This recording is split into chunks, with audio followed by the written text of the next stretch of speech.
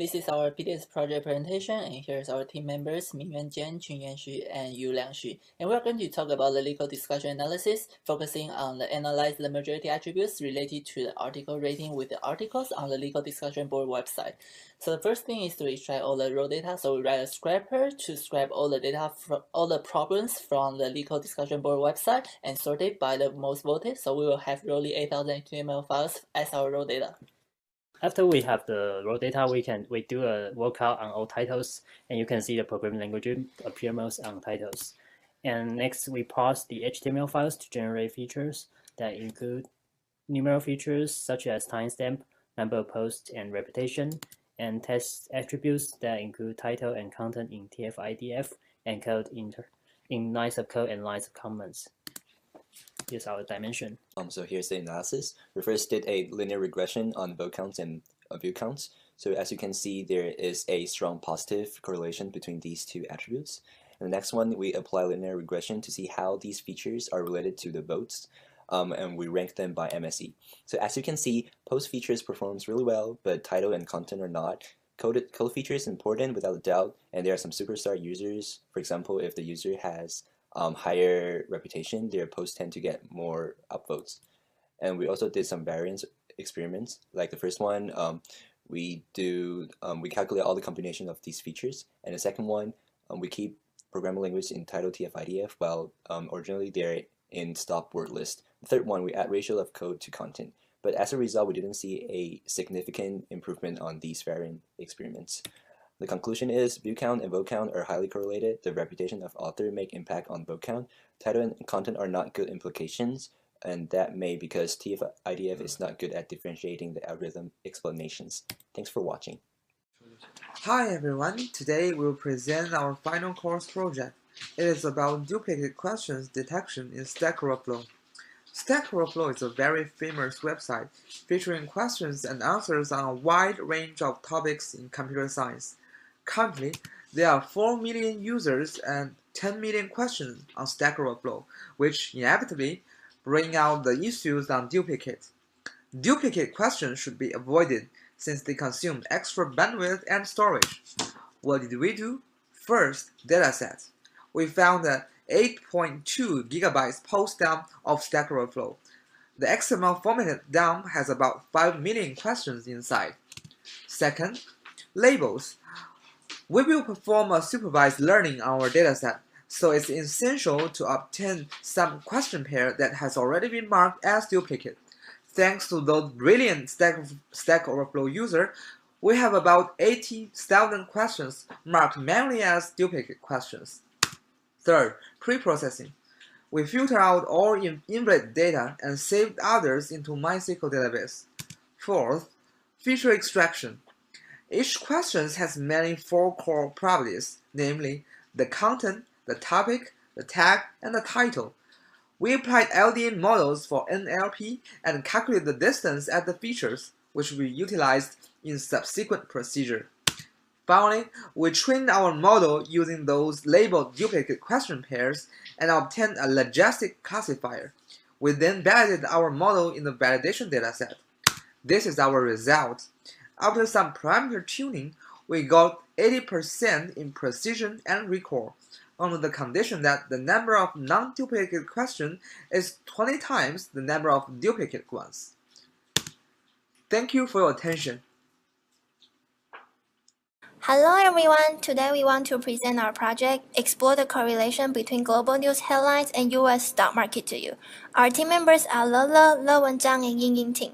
This chart shows our pipeline of the project. Our goal is to see if global events will affect US stock market. We take it as a qualitative problem, so we only care about whether the market rises the next day or not. We scrape 5 years daily news headline from Reddit and collect 2 stock market index, DJIA and NASDAQ within the same period. In the feature generation, we perform sentiment analysis and turn weight on news headlines.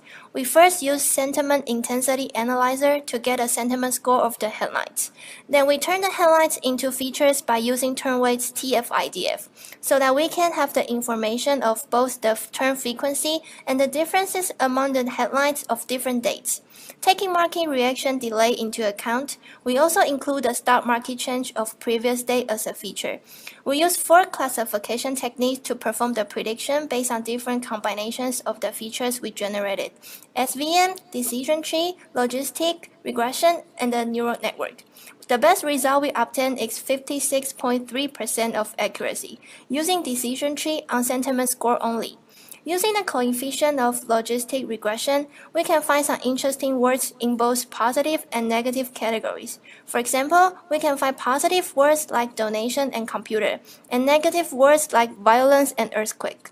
It is actually extremely hard to predict the stock market movement. According to the hypothesis test we did, there is not enough evidence to conclude that there is a correlation between headline sentiment score and the stock market change.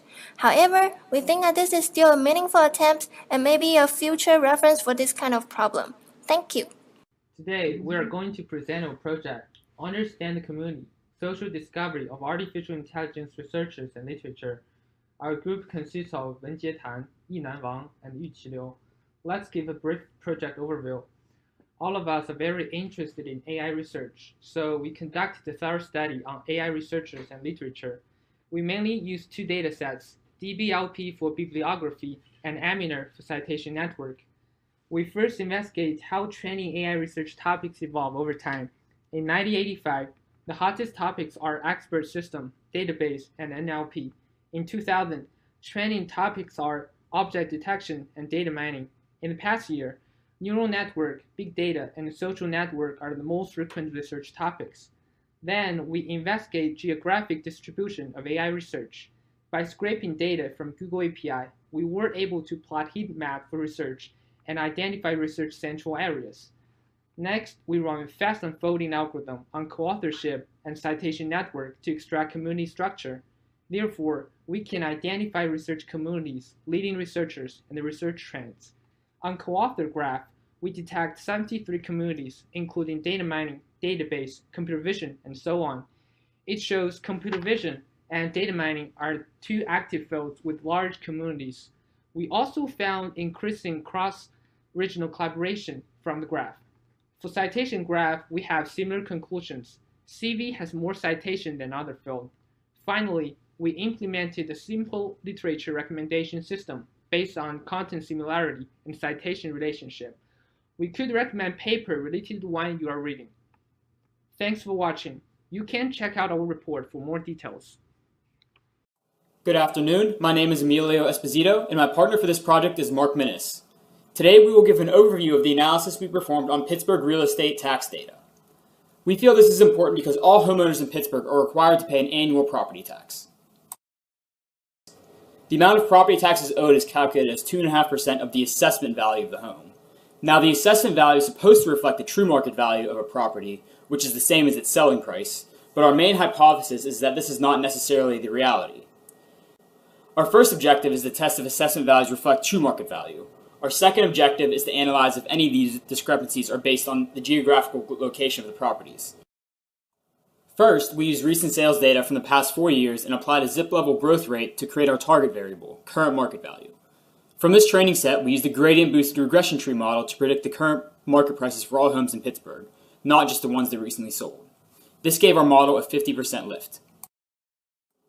After plotting the ratio of county assessment values to the estimated market price, we can see evidence of an unequal tax burden placed on the residents of Pittsburgh. 96% of homes are below a ratio of 1, indicating those properties are underassessed and therefore not paying as much property tax as they could be. If we look at this map of the city, we can see that the neighborhoods in green, such as Southside, are clearly paying a higher implicit tax rate relative to the rest of the city. And this is after we normalized all zip codes and properties to account for different bases. This chart looks closer at the disparity between Southside, a neighborhood that's overpaying, and Bloomfield, an underpaying neighborhood. The bars in blue show the current average property tax in each of these neighborhoods. The green bars illustrate our suggestions. Note that our adjustments do not change the total level of tax revenue throughout the city, but simply reallocate the amount owed based on the real value of the homes, not an outdated assessment value. That concludes our analysis. Thank you. Hello everyone, our project is to build a model to predict rental prices listed on Airbnb. This model can potentially provide customers with host intelligent recommendations so that they can better price their houses. The data we're interested in come from housing condition and geographical condition. We built a data pipeline that automatically fetched contents from different sources, converted the categorical data into numerical form, and loaded as a NumPy array for further analysis. We retrieved up to 1,000 listings for each of the 100 major cities in the United States as our input data. The size of the raw dataset is around 130 megabytes. Then we proceeded to build predictive models. We trained different regression models on the dataset. These three graphs show the results from different models. Each dot shows either training error or validation error for one city. Average training and validation errors are also shown here. We can see that support vector regression gives better results. One optimization we made is based on the observation. We plotted the distribution of rental prices and found that most of the prices are under 1,000, while some are extremely high. By closer examination, we noticed that many of these high rental price houses can accommodate more people, so we decided to shift our goal to predict rental price per night per person. This change resulted in a major improvement in the model performance. We applied the model to the integrated dataset of all cities. The graph shows that as the number of samples increases, test error decreases significantly. This means that the model is able to learn features and predict reasonable prices. But there is still a gap between training error and test error. We believe that the model can be improved by adding more data or reducing the number of features. From this project, we learned two very important things. Visualization can help better understand the data. And in order to build better models, we can apply prior knowledge to the dataset. For more information, please check out our GitHub repo and final report. Thank you. Hi, I'm Avi, and I work with Garv, and for our practical data science final project, we tried to determine which features are most useful in classifying heart disease. Heart disease is the leading cause of death in the United States. The CDC reported that 614,000 people died as a result of heart disease. It's even more than cancer or lung diseases and things like that. We wanted to see if there was a data-driven approach to determining the set of indicators that can best predict the presence of heart disease in a patient. We ended up finding a data set compiled by a professor named David Aha. The data sets themselves have 57 different features, all of which were taken from a patient who would enter the hospital. We thought that the clearest visualizations in this case were histograms and bar graphs. So we graphed each feature against the ratio of positive cases to negative cases. It's neat because now you can actually see with age, there is a pretty positive trend. As age increases, the ratio of positive to negative cases also increases. And we came up with a list of 8 features that would actually qualify as strong indicators for heart disease. For now, that's kind of the informal analysis that we did. So now we went to the actual predictions. We used 5 different classifiers. They're all listed here. We wanted to see which model would do the best. So we ran them on all the features first. They all did pretty well. So then we went on to cross-validation. So what cross-validation does is it determines the best combination of features for any given model. We did grid search on that, and we got improved results for support vector machine, and all the others about stayed the same. Now we actually go to the feature engineering. This was our way of picking the features and really concluding which features are the best indicators for heart disease. What we did was, before by the visualizations, we concluded that age, sex, cholesterol, and a couple of other features are the best. Now we're going to actually do it in a scientific way by using recursive feature elimination. So what that does is it basically determines the features which are the strongest indicators for each of the 5 models. And what it does is on each recursive call, it assigns weights to each feature. And at the end of that, what it does is it gets rid of the feature which has the lowest weight and it recursively calls the model again. And we also use cross-validation to determine the number of optimal features. So we did that, and our accuracy actually went up to 84%. And in a matter of life and death, every percent of accuracy really matters. So we were kind of proud of the fact that we got it up that much. We came up with a list of features that are the best indicators of heart disease in a patient. Doctors could basically try to look for these things first. Hello everyone. Our team is here to explore Airbnb user experience based on the reviews and profiles. We expect to find similarities and differences among datasets from Boston, Los Angeles, and New York. We firstly obtained user IDs from an online data source, based on which we crawled user profiles. Then we cleaned the data and did our research based on this schema. We are curious about how the users think about these 3 cities and what factors may influence their impressions. The first conclusion came from the sentiment score analysis based on user reviews. It turned out that LA has a higher score than another 2 cities, which indicates a possible better user experience. We also found interesting things from word clouds. It is amazing to see how this very simple method can reveal so many interesting facts. It seems that room cleanness and location matters the most when they write down their reviews. Another finding is that users tend to stay in houses in LA but apartments in New York and Boston. We suppose that's because of room type available in city center. Cities also have different keywords, such as subway, Manhattan in New York, and beaches in LA. The largest user group to all three cities is student. 6 other careers rank top as well. However, more artists and designers went to New York and LA, while more medical professionals went to Boston. From the K-mean analysis, we found that nearby cities tend to attract similar users. In our research, the cluster of Boston and New York are different from that of Los Angeles. Our last finding from users who provide information about their education. More than 70% of them attended college. At last, we wish you find this presentation interesting. Merry Christmas. Our project is titled How Much Danger Am I In? So last year in Pennsylvania, there was over 2 million cases of violent crime, with 300,000 of them in Pittsburgh. So for our project, we uncovered the estimated crime frequency given a set of predictors. So first, we examined the data to decide which variables we'd like to use in our model.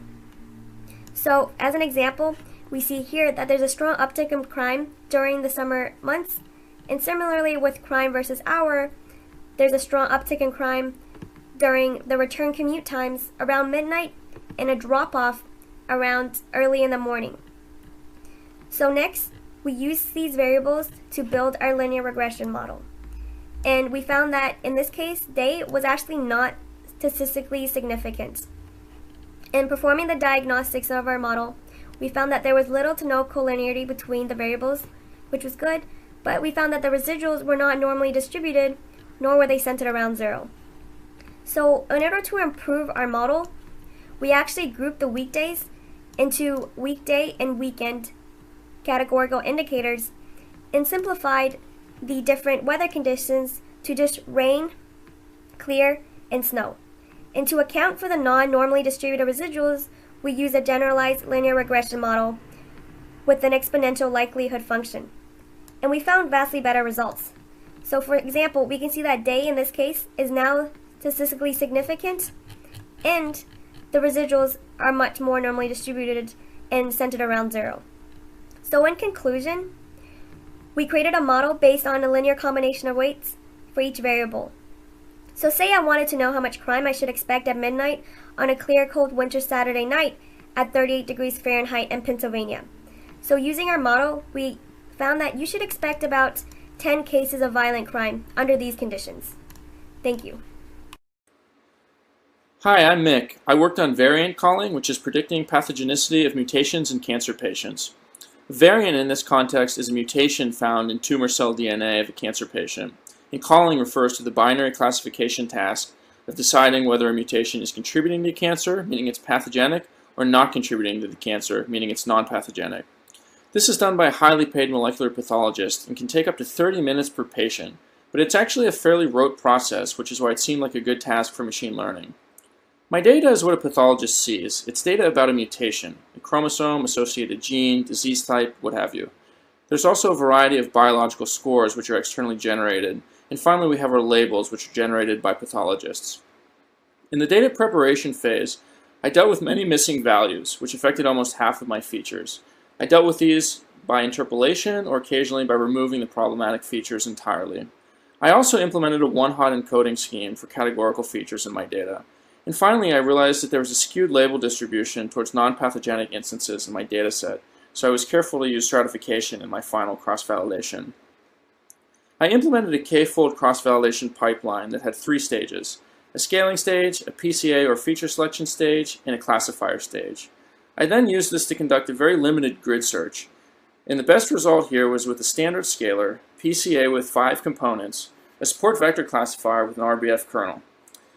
My precision, recall, and F1 scores were all above 0.9, and this was highly encouraging, and in fact I wondered if it was too good to be true. But then I thought we have to go back to our ground truth and realize that our labels are assigned by professional pathologists who will never actually outperform, and in fact our goal is not to outperform them, but to well approximate them so that we can do with machine learning their job much faster than they can do it in practice. That's my project. Thanks for listening.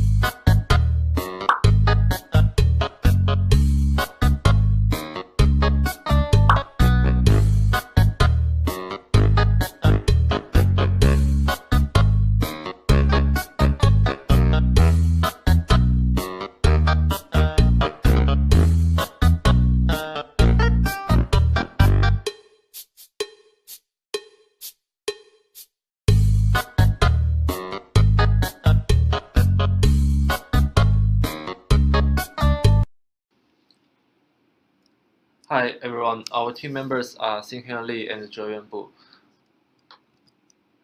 Recently, the United States president election has captured the attention of people all around the world. From the news articles, we can find that Trump's policy favors Wall Street over Silicon Valley. So as our final project, we try to see the correlation between the chance of winning for Trump from the election poll data and the market price of tech companies. We also tried to see how Trump's presidency affects stock market of price of tech companies compared to those of finance industry. We have collected data from 3 different sources. We got the company stock price data using Yahoo Finance API, market capitalization from Webcode, YCharts, and election poll data from 538. This graph shows the correlation between stock prices of tech companies and the chance of winning of Trump before the election. This shows very weak negative correlation, so it's hard to say there's a correlation since many other factors affect the stock price. This graph shows the correlation between market capitalization of tech companies and finance companies before and after the election. As you can clearly see in the graph, they originally had the positive correlation before the election. However, it becomes negative because tech companies' trends goes down while finance goes up. Thank you. Everyone, my name is Sinnett Murphy, and for my project I chose to study the relationship between temperature and unscheduled power plant failures. Why study this? Because extreme weather clearly poses risks for the grid. The polar vortex is a cold weather system that forms over the North Pole in the winter. Usually it's nice and compact, but in 2014 it was particularly wavy, which resulted in cold fronts extending much further into the US than normal. At its worst, the 2014 polar vortex took almost a quarter of power plant capacity offline where we live in Pittsburgh, which very nearly led to blackouts. I analyzed a confidential data set of power plant failures from the North American Electric Reliability Corporation to reconstruct hourly time series of unavailable capacity for nearly every power plant in the US. Here's what the time series looks like for our system operator, PJM. Note the huge polar vortex spike. To study the effects of temperature, I first needed to geocode my power plants by matching them to another power plant database that has latitude and longitude information. After that, I needed to create hourly time series of temperature from weather stations across the US. I did this by collecting and processing data from the National Oceanic and Atmospheric Administration, NOAA.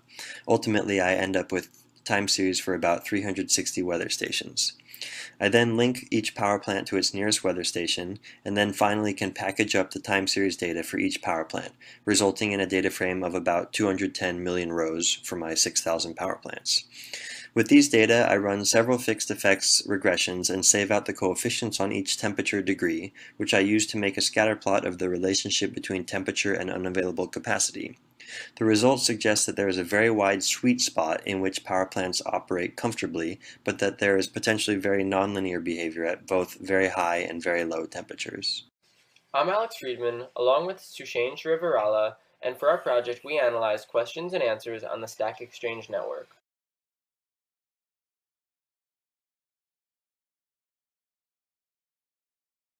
As you might know, Stack Exchange is a network of over 150 Q&A communities. We sourced our data from CrossValidated, a Q&A for people interested in stats, with over 93,000 questions and 90,000 answers. On Stack Exchange networks, users ask questions and other users can answer these questions. A post then is either a question or an answer. Any post can have upvotes or downvotes, and the score of a post is upvotes minus downvotes. In addition, users can comment on any post or favorite any post. We sourced our data from Stack Overflow's yearly data dumps and dumped them into a number of tables, as you can see here. We tried to answer two questions. Firstly, can we predict the quality as measured by score of a post? And second, can we predict the popularity as measured by view count of a question? We gathered several raw features from our database. We modeled our data using linear regression with k-fold cross-validation, with k equal to 10. For our non-naive predictions, we also used nonlinear features. We first tried linear regression on all the raw features, achieving moderate results. Subsequent feature engineering included looking at answer posting order, a one-hot encoding for tag count, adding polynomial features, log features, and applying corresponding question features to each answer set of features. Following this, our cross-validation score increased for all three questions. Notably, our cross-validation score for our answer score question increased from 0.12 to 0.35.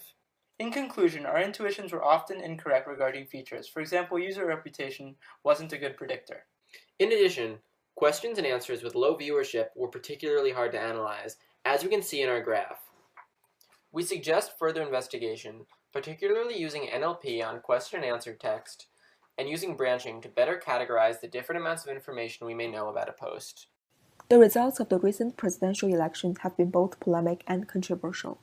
What shocks people the most is how inaccurate the polls are, as many of them forecasted an easy win for the Democratic nominee Hillary Clinton. However, a number of analytics firms have started to present their own models based on social media posts, and most of them saw the social media sentiment towards Trump trending more positively on the election day. As most of the current research focuses on time series analysis, we step in and perform a geographical analysis on tweets from different states. We randomly collected 1,500 tweets and manually labeled them to be either for Trump, for Clinton, or for neutral. Then, we built an SVM classifier using these tweets and achieved 85.5% accuracy on the cross-validation set. After that, we applied the classifier to tweets from each state to find out which candidate the state favored. We collected users from 24 different states by specifying geocodes and radius for different cities.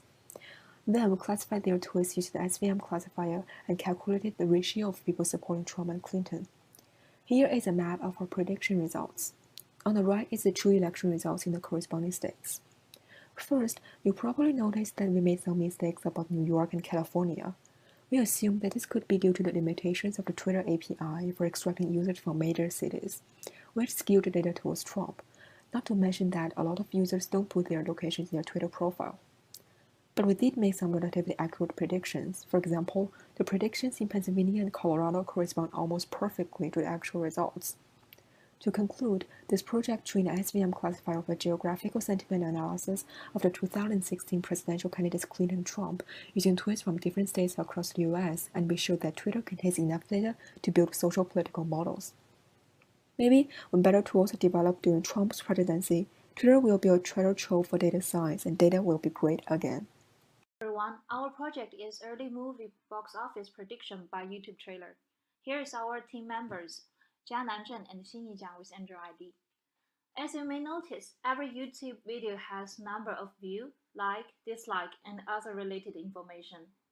It reflects the popularity of the movie. We use this information to predict first week movie box office. In addition to YouTube statistics, we also use other movie-related information. When we get training data, we use top 100 movies in 2015. For each movie, we get release date, budget, first week box office, and number of theaters. After getting this information, we use YouTube API to search corresponding trailers and load video-related data from channelmeter.com. We found out the correlation between the data and the box office is pretty high, and we use all of them as our features. We decided to use two kinds of linear regression model, gradient descendant linear regression model and the generalized linear regression model. Most prediction error stays within a reasonable range.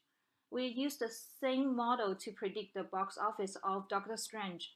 The error rate is only 5%. We also make a prediction of an upcoming movie, Rogue One, a Star Wars story, and the prediction result is 236 million in first week. Thank you, everyone. Hi everyone, we are Dajian Li and Jun Chen from Carnegie Mellon University. We've done a project on Yelp review analysis and we try to analyze restaurant reviews from different regions.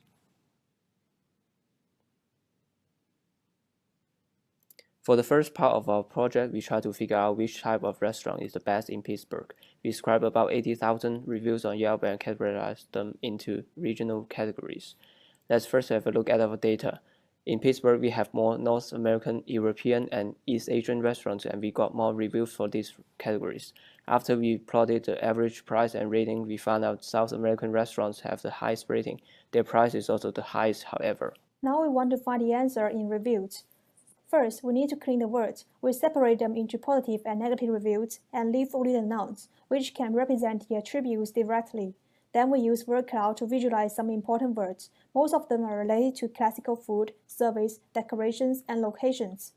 The next step is to apply LDA model to reviews. Because some topic words appeared in more than one topic, we pick out the most common ones and count among different categories. Here are some interesting phenomena that we want to share. Meat is a very important factor for South American restaurants, which will lead to positive or negative reviews. But for North American and Europe, meat tends to relate more to low ratings. As for salad, South American people is more easy to satisfied, while customers of North America and Europe might be pickier. As for service, we find that European restaurants get most positive reviews because of stars, following the Asian restaurants and North American restaurants. And it is quite surprising that waitress is a very important factor to low ratings, especially for North American restaurants. So this is our exploration of the restaurants' reviews of different categories. Thank you for taking this journey with us. Hi everyone, our team project is hashtag recommendation for tweets. We have 3 team members, Xin, Dacheng, and Zhexin.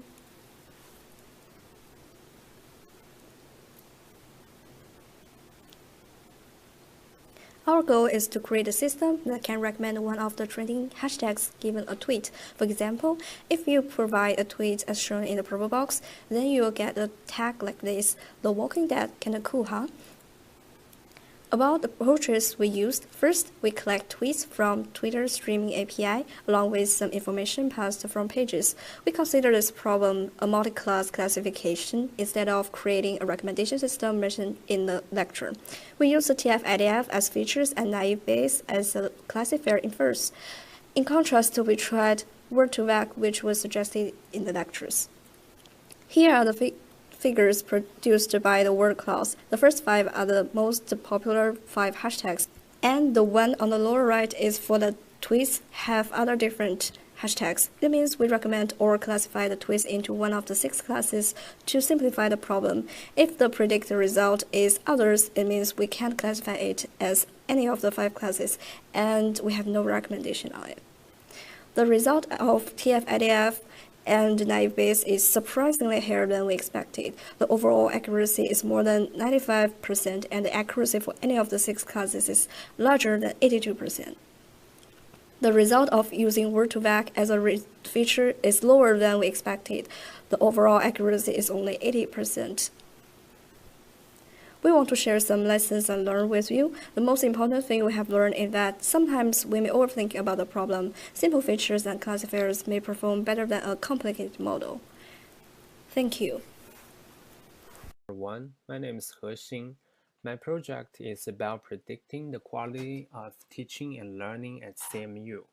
I collected the data from CMU faculty course evaluation website. There are 11 continuous variables in my dataset. There are 800 instances in the training dataset and 480 instances in the test dataset. Each instance represents average scores for one SAS course. I was trying to build normal multivariate linear models to predict overall teaching scores and overall course scores. I removed instances with missing values. I did both numerical and graphical EDA. Initially, I fit the model with all the other 9 variables. I diagnosed problems with the fit of initial models using residual analysis. I tried to use Cook's distance to identify possible influential observations. Also, I used the QQ plots to examine the normal assumption. I tried to apply inverse plus log transformation and the Yale-Johnson power transformation to both responses and predictors. Then I used the AIC and leave one out cross-validation to select models. In the end, I obtained 2 multivariate linear models, which are very interpretable. From the final models, we can see explain course requirements, clear learning goals, feedback to students, importance of subject, explain subject matter are related to both overall teaching and overall course, interest in student learning, and show respect for students are only related to overall teaching, while workload is only related to overall course. Thanks for watching. Hi, I'm Edgar, and this is my final project. I worked alone for this because I was given access to a proprietary dataset. So what I was trying to do is I was trying to predict stress levels from smartphone usage. And the data I was given was from Dartmouth University. It was basically a log of 60 different undergraduate students. They each had their smartphone usage, a log of their smartphone usage through 31 days, as well as their stress levels throughout all the days. And so my first approach was to create a sliding window of all of the averages of each frequency of each application. And I would do this by basically looking up each application in the Google Play Store and categorizing it, and then taking a graph of all 31 averages for the 31 days. And you can see my results here. This is one sliding average. This is the day, this is the category, and there's a lot of missing data, and also the dimensionality of the data was too high. So I basically had to reduce the dimensionality if I wanted it to work. So I did this by basically looking at the category frequencies of each user and plotting that average over the 31 days instead. And as you can see down here, that's basically what I did. This is a graph of the frequency versus the stress level, and basically what I figured out was that there is essentially no relationship between the two. The correlation coefficient is 0.06, and an SVM predicts with 16% accuracy what they are, so it was pretty bad. And so what I learned from this is that even the best machine learning techniques won't work if you have bad data or if the data just is not correlated. And you should not attempt to extract too many dimensions if you don't have an absurd amount of data. In my case, I only had 60 users. Thank you. Hi everyone, my name is Ben Lichtman. And I'm Alex Frieder. Today, we're going to present our final project for Practical Data Science, for which we explored different ways to predict connections between characters in the Star Wars universe. The Star Wars universe is incredibly rich, spanning thousands of books, movies, comics, games, and more. The website Wikipedia collects and organizes all this information in great detail. We were particularly interested in studying the 18,000-ish characters in the universe. In particular, we wanted to see if we could find ways to predict if two characters were connected. We considered character A connected to character B if there is a link from A's page on Wikipedia to B's. For our first approach, we gathered all characters from Wikipedia, and for each, the set of pieces of media that they appear in. We then organized this data as a bipartite graph, as you can see on this slide, with characters on the left and appearances on the right. We then used the Louvain modularity algorithm to partition it into communities, and if two characters were in the same community, we predicted that they were linked. We also gathered in-universe data on each character of the story you can see here for Han Solo and C-3PO. Using this data, we trained a neural network built for binary classification and tuned the parameters to get the best performance we could. We evaluated our approaches on correct examples, which are pairs of connected characters, and random examples, which are very unlikely to be connected, as well as a mix of both. As you can see here, our neural net performed better, especially as the proportion of correct examples is increased. However, it was many orders of magnitude slower than the community-based approach at classifying examples, so the precision came at a cost. We feel that both of our approaches resulted in successful classification techniques. As a result, we believe that these strategies serve to show just how rich a universe the galaxy far, far away truly is.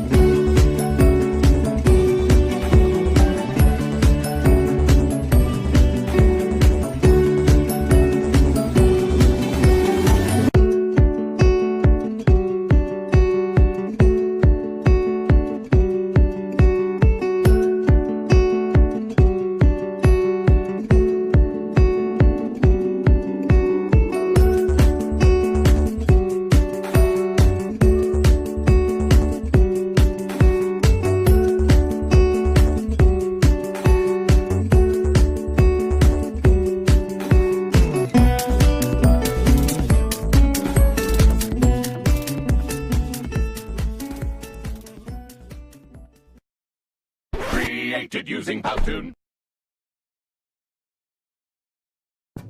Hello everyone, welcome to our practical data science project League Rank. We are Shi Bai and Qi Yaoqing. League of Legends is probably the most popular online mobile game in the world nowadays. Our project built an application for League players to analyze their game skills. Basically, the application can help players to predict their game mastery. The application is especially suitable for the players who have played the game for a relatively short period and the players who doesn't play rank a lot, and also for the players who want to know their true tiers. The implementation of the project could be roughly described into 4 processes: data pipeline for processing the data, modeling for building machine learning models to make predictions, analyzing and visualization for personal customized analysis. The data pipeline includes crawling and data pre-processing. For crawling, we use the official League of Legends RESTful API to get the players' information in the last game season. Then we did a k-fold cross-validation for later use. We used 3 different machine learning models and compared prediction accuracies. Those models were KNN, SVM, and convolutional neural network.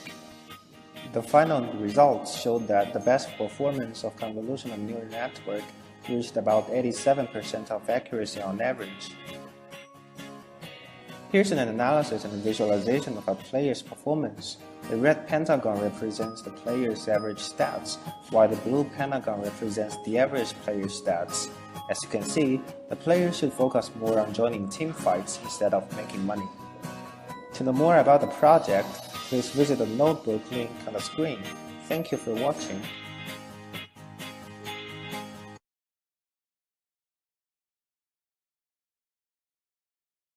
Hello, my name is Marco Perrot. My name is Emre Nal. And this is a project for analyzing the New York City traffic collision data.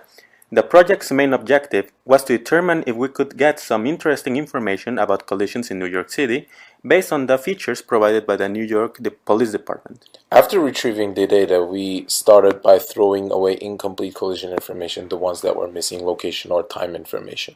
We also wanted to determine if the number or severity of collisions changed depending on whether that street had a bicycle lane or not, so we proceeded to scrape that data from the web and add it to the dataset. Once we had features to work with, and due to the fact that this data is largely location-oriented, we decided to plot it on a map alongside its severity scores to try to find some interesting patterns. For example, we found out that collisions involving taxis have a greater severity score at nighttime in roads with bicycle lanes during the weekdays compared to weekends. And as a matter of fact, this remained true for the daytime. One important use of this data is to identify the locations where collisions occur most frequently, and to do that we used k-means to identify collision hotspots.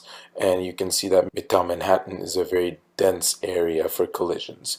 And when we zoom in, you can see that certain parts of Midtown Manhattan, such as Times Square, is a very populous area for collisions. We also wanted to understand how well the features represented the severity, so we used the logistic regression algorithm to do prediction on collisions, but we found out that we couldn't get much better than baseline accuracy for predicting the severity of collisions. By analyzing historical data, local governments can understand how to allocate their resources more efficiently by focusing on certain areas. Although we were not able to predict the severity of collisions based on the features, we were still able to obtain valuable information through their geographic locations.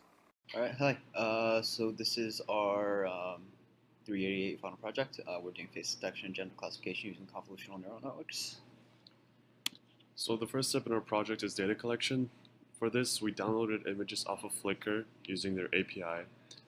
After that, we manually sorted the images for usable photos of male and female faces, and we wrote a script that would auto-crop the faces out of the images, as you can see over here. After getting the face photos, we then normalized the photos to be grayscale and resized them to be all of a uniform 75 by 75 size. So once that was done, standard feature extraction, classifiers, various different things, and then we're not going to go into too much of detail because this is just supposed to be a short video. In the very end, what we did was we reused the cropping script as well as like the other scripts we have. So given a large image, the algorithm will detect faces and kind of extract those faces out and then get the features from them and make a prediction on the gender based off of the information given. As you can see, the accuracy is somewhat reasonable. Certain better framed faces tend to have a much higher accuracy. If the faces are too small, such as in the first image, unfortunately it is not able to detect them, which is a drawback.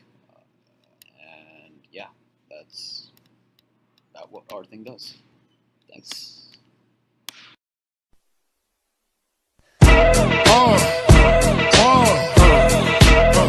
Come on. Hot, sicker than your average. Pop a twist cabbage off instinct. Niggas don't think shit stink. Pink gators. So our project is called PyRaps, and our main goal for our project is to create a classifier to distinguish between East Coast rap and West Coast rap. So first we'll be covering two different features that we'll be using as inputs to our classifier. The first is lyrical content, vectorized by TF-IDF Vectorizer. The second feature set is rhyme patterns. We will be using CMU Dict as a corpus to find pronunciations for all our tokens. We'll be implementing a simple rhyming function to extract some sort of rhyming structure in each song. The next part we will discuss is the web scraping aspect of our project. To scrape all the song lyrics we need, we will use the Music Match API. Using Music Match API, we built a scraper that gathered all the East Coast and West Coast lyrics we wanted, given a set of artists for each style respectively. Now that we have scraped our data and our features, we now move on to the classification portion of this project. We form the training data and validation data by splitting the songs by artists. This way the classifier would generalize better to songs from other artists. In addition, to further generalize the classification, we added stop words that were pertain to certain regions, such as New York, California, and Cali. Fitting the TF-IDF vectorizer with our training data, we got a surprisingly high accuracy of 83% validation accuracy. So going back to rhyme scheme as a feature vector, we'll be running the naive rhyming function to generate rhyming schemes for each of our songs. Since we want to extract further features from our rhyming schemes and encapsulate some sort of structure, we'll be using a convolutional neural network to create and classify these features. Turns out we get a pretty low validation accuracy, around 60% after some tinkering around. It still might be possible to classify just on rhyming schemes, but we need a more comprehensive data set and a more complicated rhyming model. Hello everyone, we are Julie, Nate, and Sarah, and the purpose of our project was to analyze underlying patterns in product review text using unsupervised learning and then use the resulting clusters to recommend products. We used product review data from the baby category of Amazon.com, collected between 2004 and 2016. Typically, recommender systems are based on clickstream data or product purchasing, but user reviews provide a feedback loop for online retailers to understand how the user felt about the purchase. From user reviews, we can understand demographics, motivating factors, and sentiment about previous purchases. Our hypothesis is that additional data can help provide better product recommendations. We ultimately used k-means to realize underlying patterns in our user reviews. We tried several different k's and ended up settling on 25. At k equals 25, we found that each cluster has a fairly clear and unique theme. Consider here cluster 4, which seems to be about strollers, cluster 12, toys for newborns, or cluster 21, gifts for grandchildren. Amazon already has space on each product page for recommended products. Our algorithms add additional recommendations to Amazon's algorithm and could be combined with a user's purchase history to display only what the customer has yet to buy. Our recommender system will display products that a user doesn't even know he or she wants. Thank you.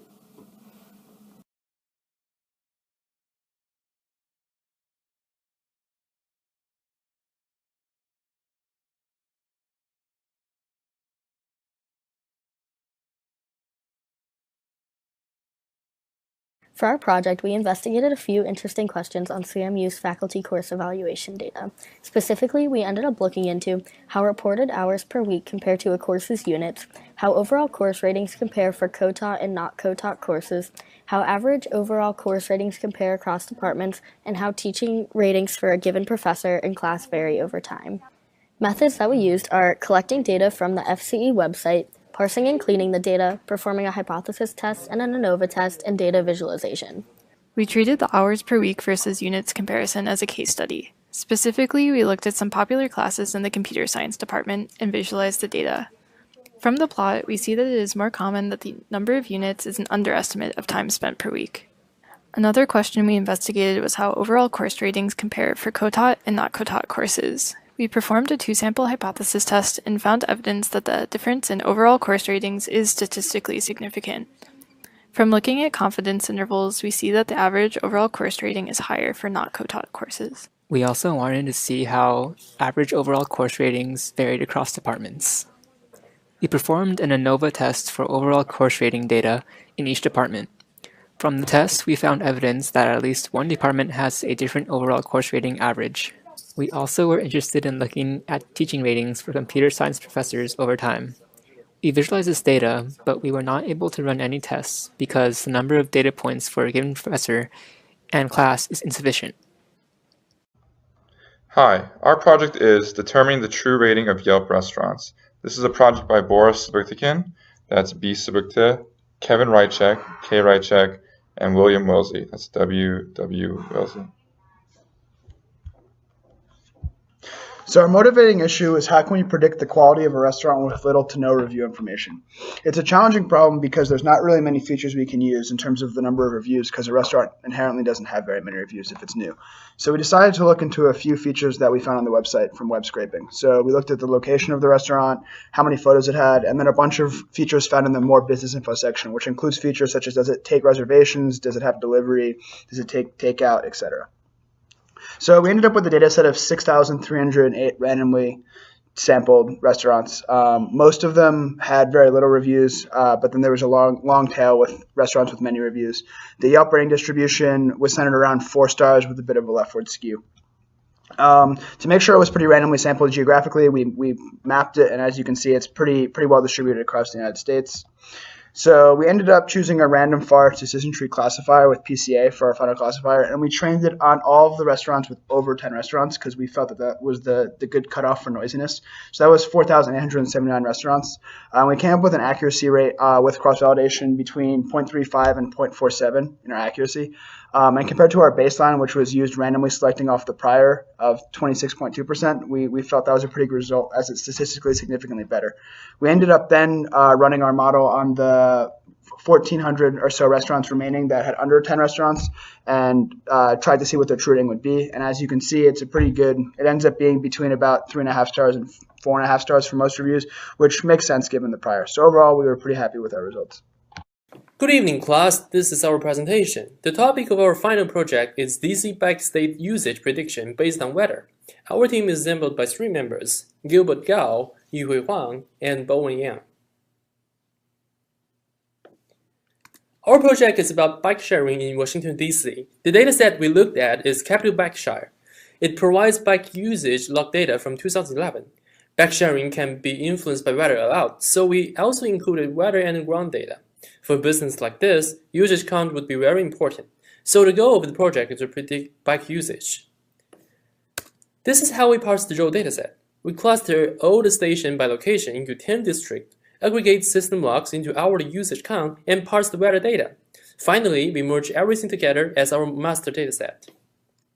For model choosing, we tried SVM and Ada-boosted decision tree, tuned their parameters by cross-validation, and compared their performance in this graph. As we can see, Ada-boosted decision tree performed much better, so we choose this model as our final decision. We used 3.5 years data from 2012 as our training set, and the later half of 2015 as our testing set. We used normalized mean squared deviation as our error rate. Look at the chart. We have a very high prediction score in most months but December. We believe that the holiday season may be the reason to be abnormal. Now we go to result analysis. Check the graph here. The red bar is the real number of bikes used and the blue line is our prediction. As we can see, comparing city center and suburb, city center have much better percentage prediction, and mainly because the large data sets. Then let's compare weekends and weekdays. Weekend prefers better for a smoother single peak, while weekday includes 2 peaks and more outlier. This makes the weekend outperforms weekday. And this is the end of our presentation. Thank you so much. We are Zheng Yi, Xinyu, and Wei Yi. Our topic is how to make your restaurant popular. We are doing the data mining and analysis from Yelp data.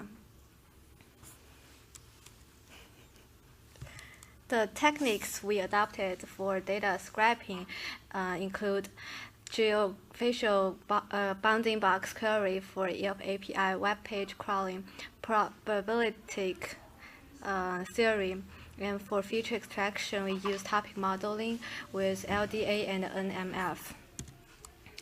So we visualized the rating distribution as we expected. It is a normal distribution. We also visualized the rating distribution grouped by price, and surprisingly, each graph looked very similar, which we can draw the conclusion that the rating is not related with the price. We also use one single restaurant As example, we apply the topic modeling of their positive and negative reviews. And we can see the restaurant should improve their service and waiting time, but they are doing really good sandwiches. At last, we generate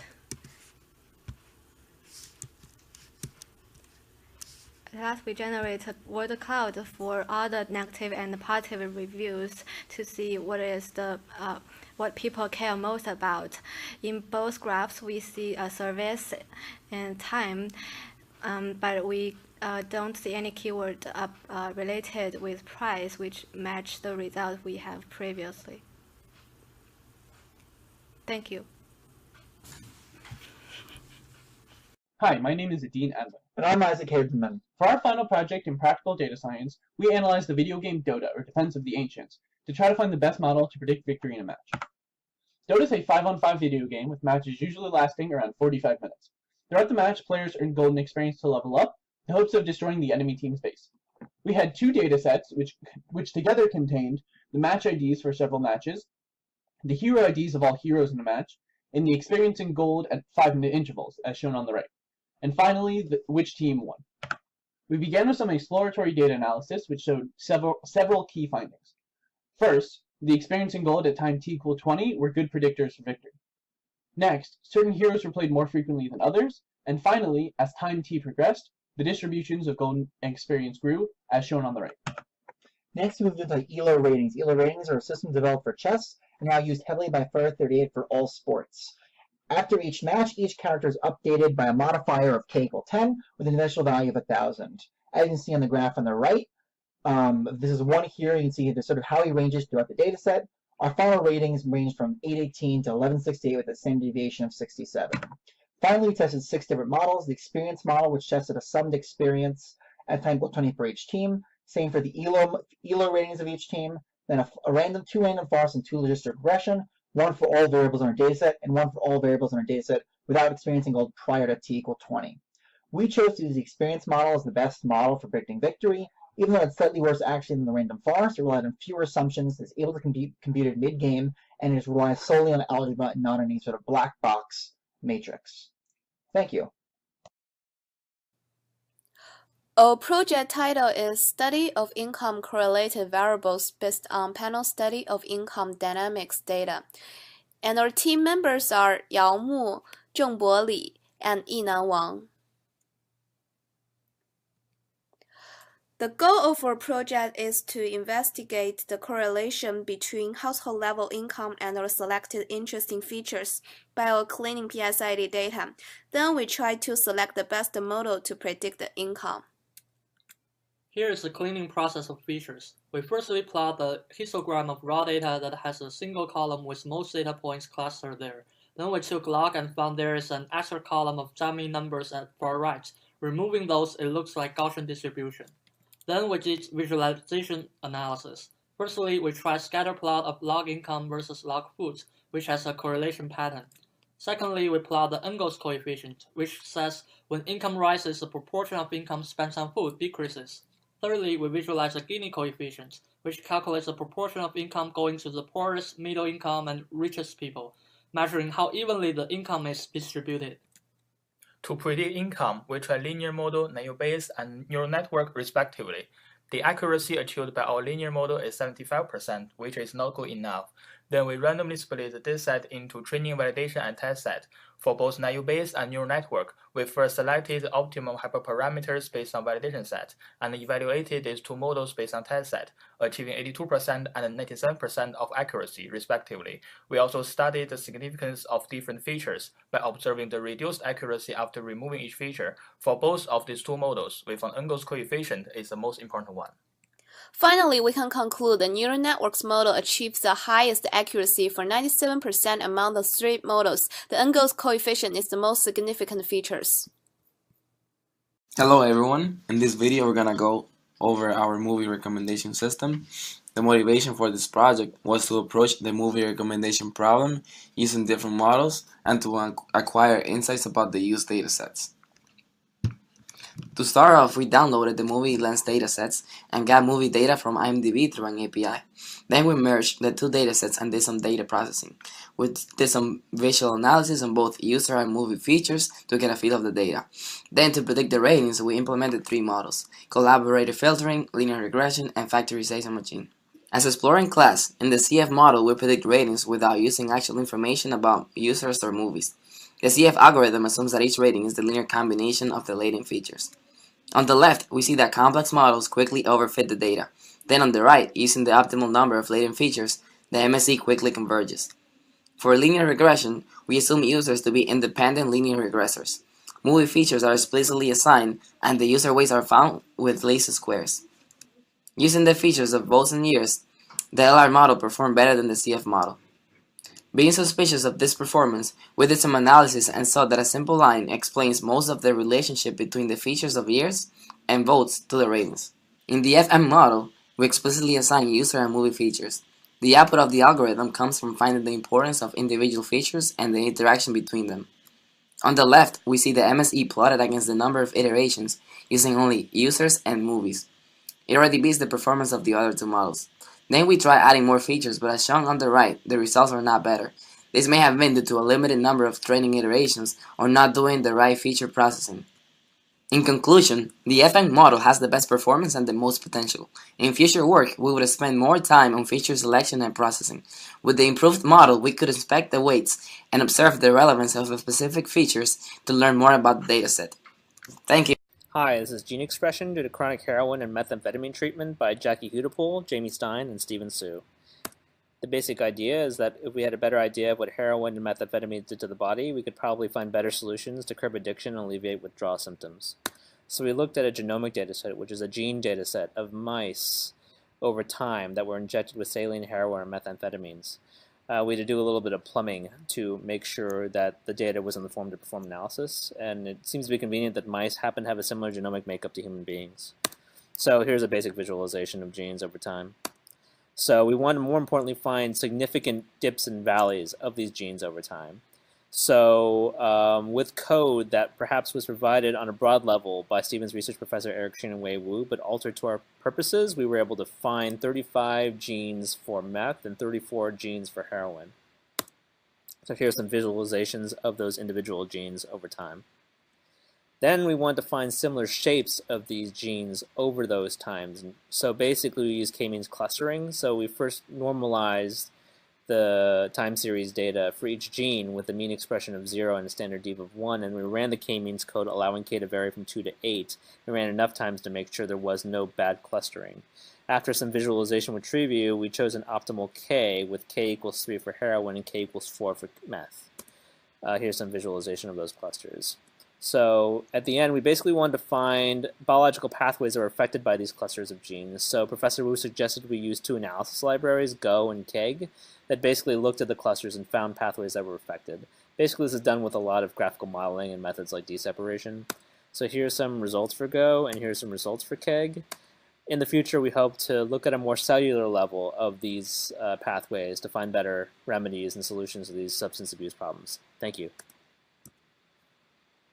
Hello audience, this is a video presentation for our 15688 course project, Predict Them All. As you can guess, this project is a study based on the super popular mobile game in 2016, Pokemon Go. My team has two members, Lu and myself, Mingyang.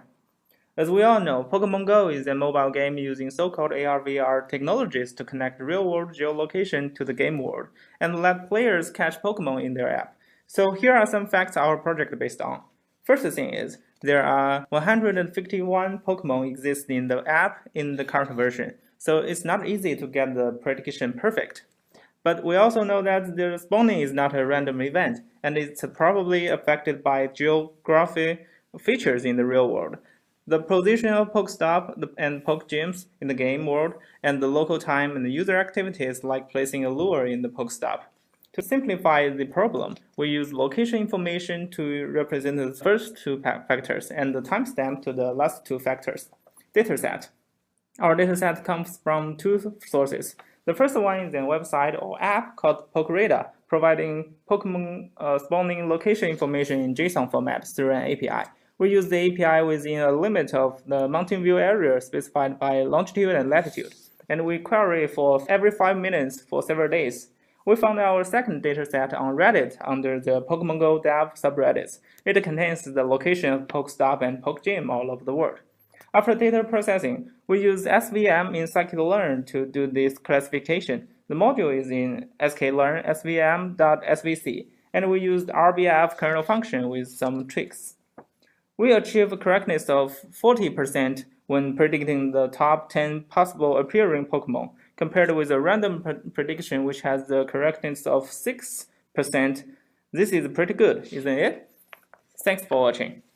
Hi, I'm Chris. And I'm Luan. And we're here to talk to you about our project on consumer sentiment analysis. For our project, we have 6,000 product reviews for cameras from ePinions.com. We want to predict consumer sentiment based on text data and focus on what customers have to say in the negative reviews. The ratio of recommend versus not recommend reviews is 7:1, so most of the classifiers will only predict the majority class, which is positive. Therefore, we did bootstrapping to create balanced dataset to increase prediction accuracy for the negative class. Feature selection methods are extremely important with text classification problems. First, we vectorize the data into a term frequency matrix and also a TF-IDF matrix. Then we went forward with chi-squared, information gain, and orthogonal matching pursuit, all different feature selection methods. We determined the optimal feature subset sizes by running scripts which tested each one of these feature selection methods at various feature subset sizes with the 4 main classifiers.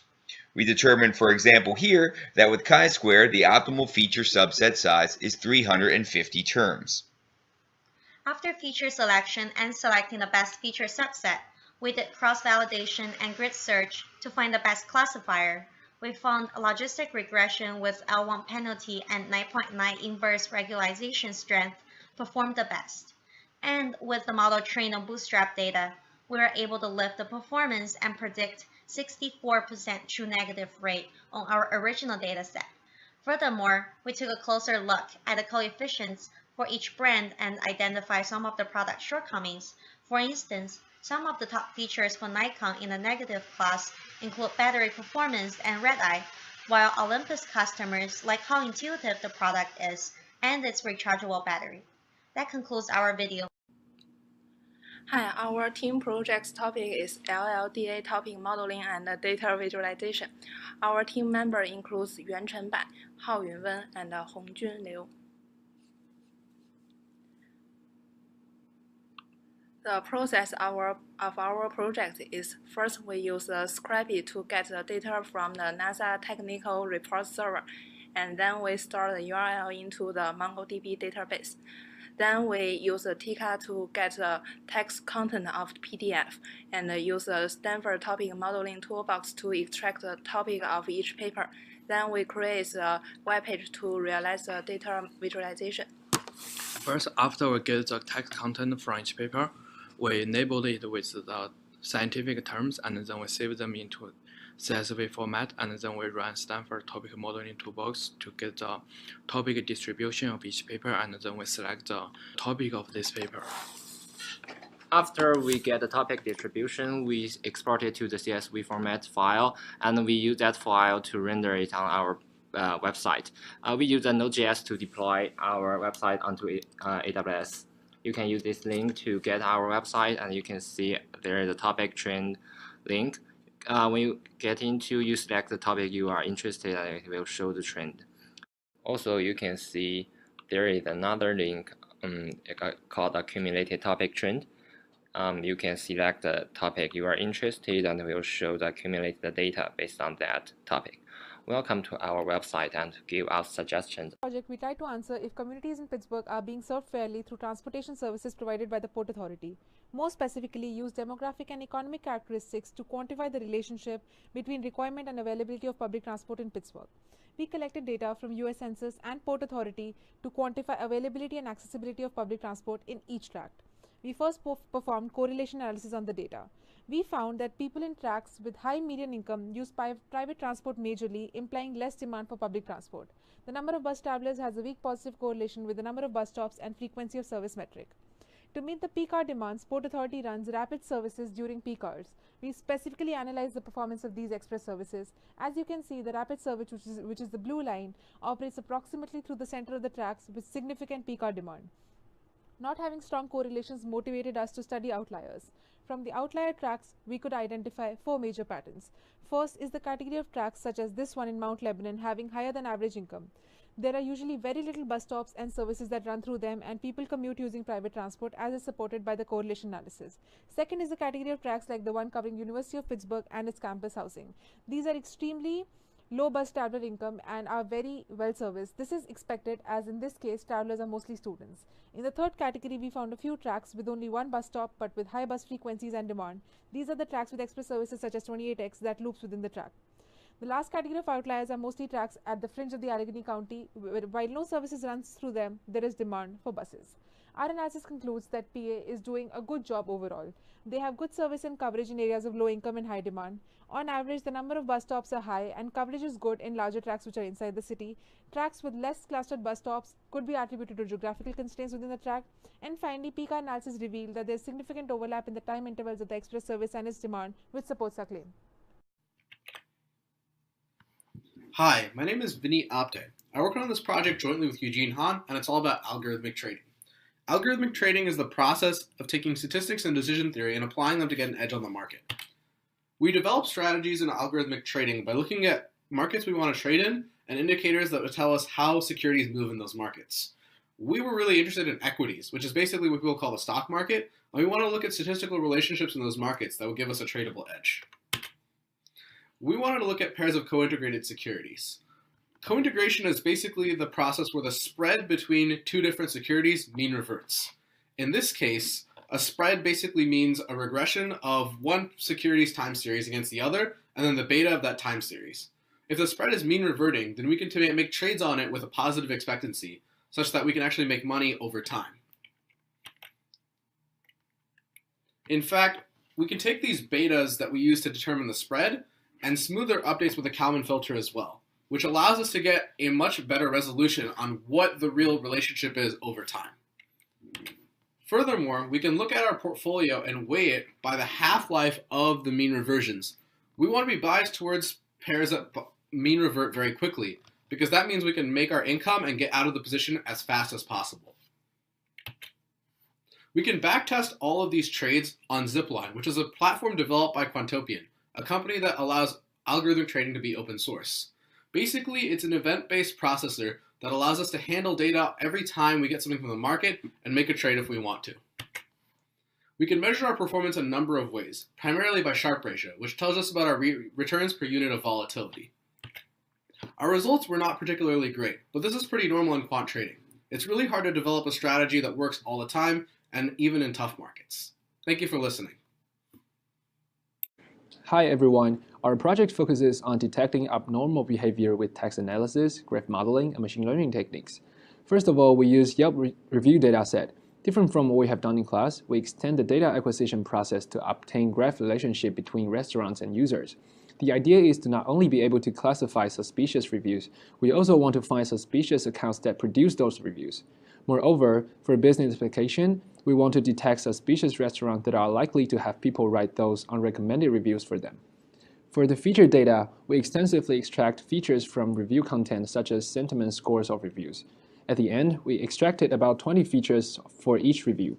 For users and restaurants, we aggregate the review level features to obtain a higher level characteristic. For example, what is the average length of a reviews written by a user? Or what is the average positive sentiment scores of all reviews given to a restaurant? We were able to generate more than 30 features for a single instance. Before applying machine learning model to the data, we visualize every single features with a CDF plot. Comparing CDF of recommended and non-recommended data, we can see that which features contribute more to our classifier.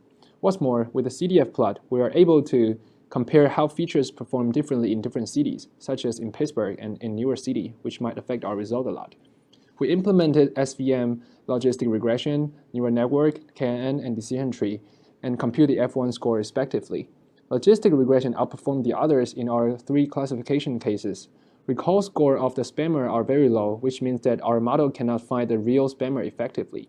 However, At the end, we are able to catch 41% of suspicious restaurants with 65% of accuracy in our restaurant classifier. In conclusion, although the prediction result might not be perfect, it's still a good start to apply graph relational features to a practical data science problem. Thank you. Our 15388 final project group consists of Julian, Fabian, and Karin, and our topic is exploring the U.S. county demographics and their various political views.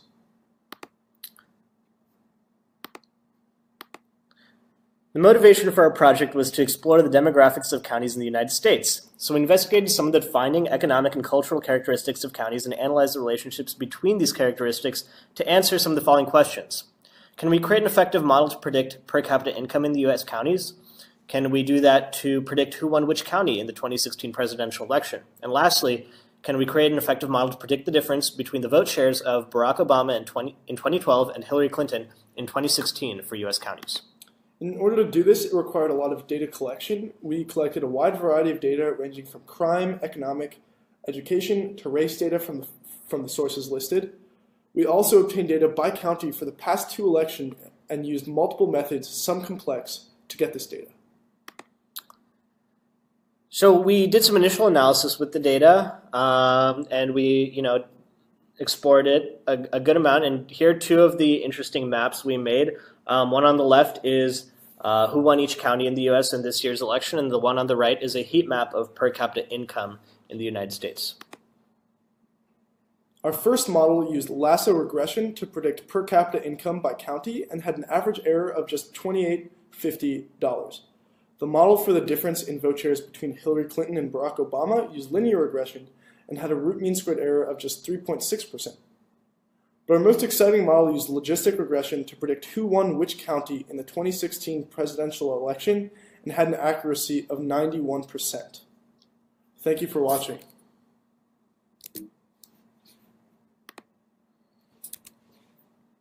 Hi everyone, today we're investigating the Airbnb marketplace in New York City. My name is Shovik. And I'm Atish, and today our goal is to help users make informed decisions about their Airbnb rentals in New York City. Specifically, we want to focus on price and answer the following questions, including which areas in New York City have the costliest listings and which features have the greatest influence on price. Our data we collected from a third-party Airbnb API, and we collected around 1,300 samples, and these are the features that we collected for each listing. First, to visualize data, we made a heat map of the prices. As you can see, in Manhattan and parts of Brooklyn and Staten Island have the most expensive listings in New York City. Also, in a borough-by-borough ranking, Manhattan ranks top with $114 average rent price, with Staten Island and Brooklyn coming in second. To figure out which features have the greatest influence on price, we started out with some visualizations. We found that the number of bathrooms, and the number of bedrooms, the number of beds, capacity, and the average neighborhood rent of the Airbnb listing was correlated with the price of the listing. At our first attempt at predicting price, we used linear regression. From doing hypothesis testing, we found that the number of bathrooms, the number of beds, and star rating were not significant predictors of price. In the end, we had a nice generalizable model in which the training MSE was very close to the test MSE. But to get a better fit, we tried a random forest model. However, we ran into some overfitting issues, and our test MSE was ultimately not any better than our MSE for linear regression. In the end, the following features had the most influence on the price. We also noticed that features like number of beds and number of bathrooms and person capacity proved insignificant because they all describe the space in the Airbnb and they all share information. This is our project. Thank you for watching. Computer science is a rapidly growing and expanding field of research with improving hardware and technology enabling this rise. The number of publications has been increasing over the past decade. In this scenario, it becomes an important question to understand the direction in which research is progressing and to predict what the important research topics of the future might be. We use 2 major sources of data for analysis. The US Patent Office provides bulk data of all of their patents. Archive, as part of their Open Archive initiative, provides metadata for all of their publications. As part of our analysis, we begin by generating keywords from our data. We build a bag of words model using 1 to 3 word n-grams. We obtain keywords such as neural networks, decision, machine, etc. You can already see a pattern in present research trends. As an experiment, we train a support vector machines model to predict 42 categories given a bag of words model of the abstract. We achieve 40% accuracy on some data set. We conclude this analysis by developing a latent dialect allocation model as an unsupervised approach to identifying research topics. We obtain 100 different topics and keywords that characterize them. Once we obtain keywords, we proceed to plot time trends in the importance of these topics over the years. Deep learning and convolutional neural networks have seen a steep increase in interest over the past decade. Artificial intelligence has not risen as much as the previous two fields. Social networks saw a giant spike in the mid-2000s, possibly due to the advent of Facebook and Twitter. To conclude our analysis, we ended with a fun experiment. Our language model developed a 200-word abstract based on all of the learned features from the abstracts present in the archive dataset. We repeat this experiment for all of the abstracts present in mathematics and physics as well. The aim of the project was to find interesting observations about the patterns of transit in New York City. We used data released by Uber, Foursquare, and various taxi companies in our analysis. Google Map APIs and OpenStreetMap data also proved to be useful. Our study is constrained to the borough of Manhattan for simplicity. The first question we asked is whether the introduction of Uber had an impact on the usage of taxis. As can be seen by the bright spots on the heat map we have plotted, Uber seemed to have an adverse effect on taxi usage. The magnitude of decrease in taxi usage in these areas outweighed the increase in other areas. Next, we tried to find the most busy intersections in Manhattan for Uber. Using OSM data, we found the two closest roads to each pickup and aggregated these associations. Next, we investigated if there are more pickups near subway stations or away from them. We calculated the density of rides for different buffer radii around the station. The ratios indicated the pickup density was always higher closer to stations than away from them. Finally, using a variety of features, we learn a regression model to predict duration of a ride from pickup position to a given destination. We found that travel time retrieved from Google Maps was the best predictor for the duration. The Manhattan distance between the pair of points also did well. The density features from Foursquare and timestamp data did not improve the predictions of the model significantly. We use our model on an interesting example from popular culture. In the movie Die Hard, John McClane had to make it from 72nd and Broadway to Wall Street in under 30 minutes. Our best model predicted a time of travel of approximately 24 minutes. This shows that while the movie portrayed it as an almost impossible task, it is actually all about mathematics and analysis.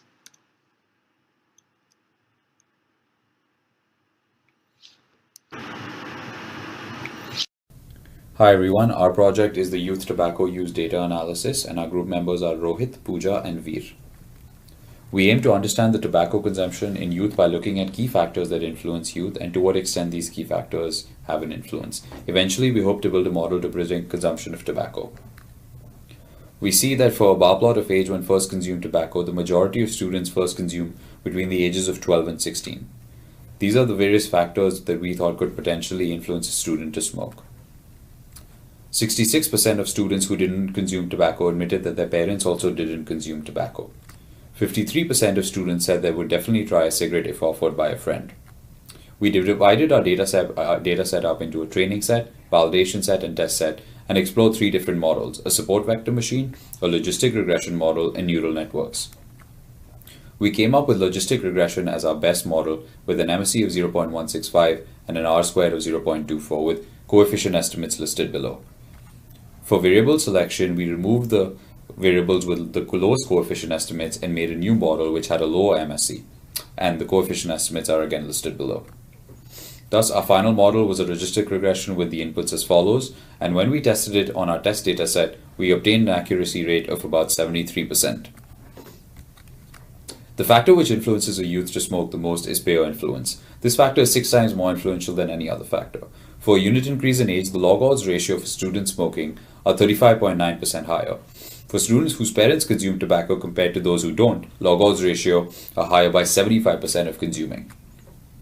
If a student believes consumption is harmful for him, the log odds ratio of him consuming tobacco reduced by 94%. Students who see ads and promotions regularly increase their log odds of tobacco consumption by 54%, and a majority of students purchase tobacco from gas stations and convenience stores.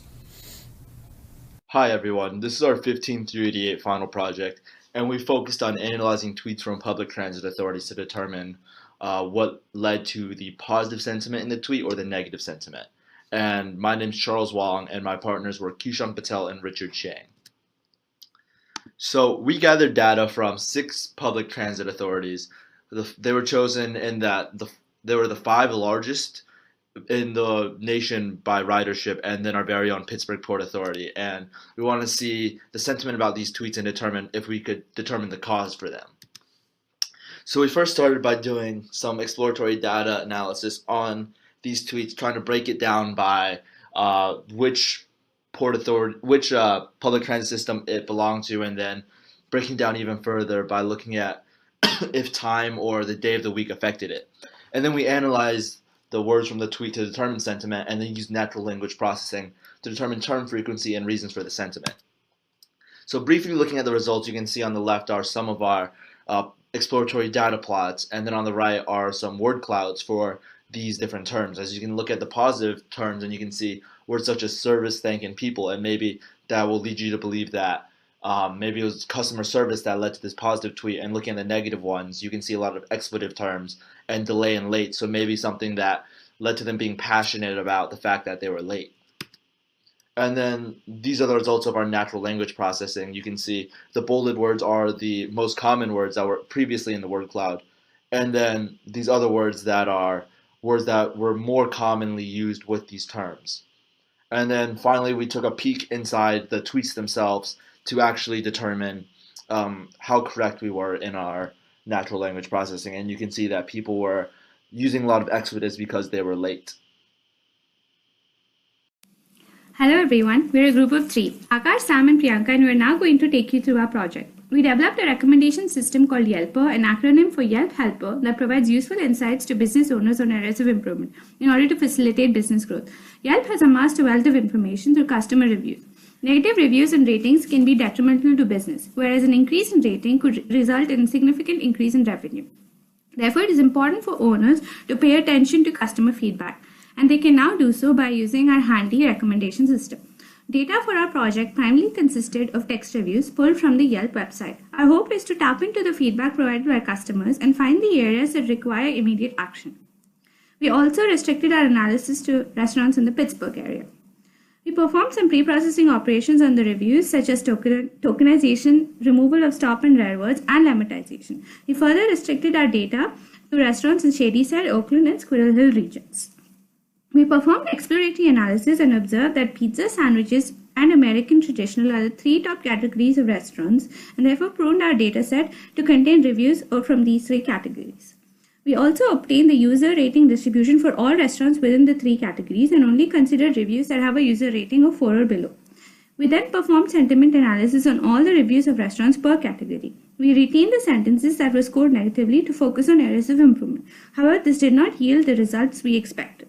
We therefore used an LDA model to generate topics present in all negative reviews for restaurants in a given category. The topics are represented as a distribution of words with a certain probability. These topics could pertain to food, ambience, service, or delivery at the restaurant.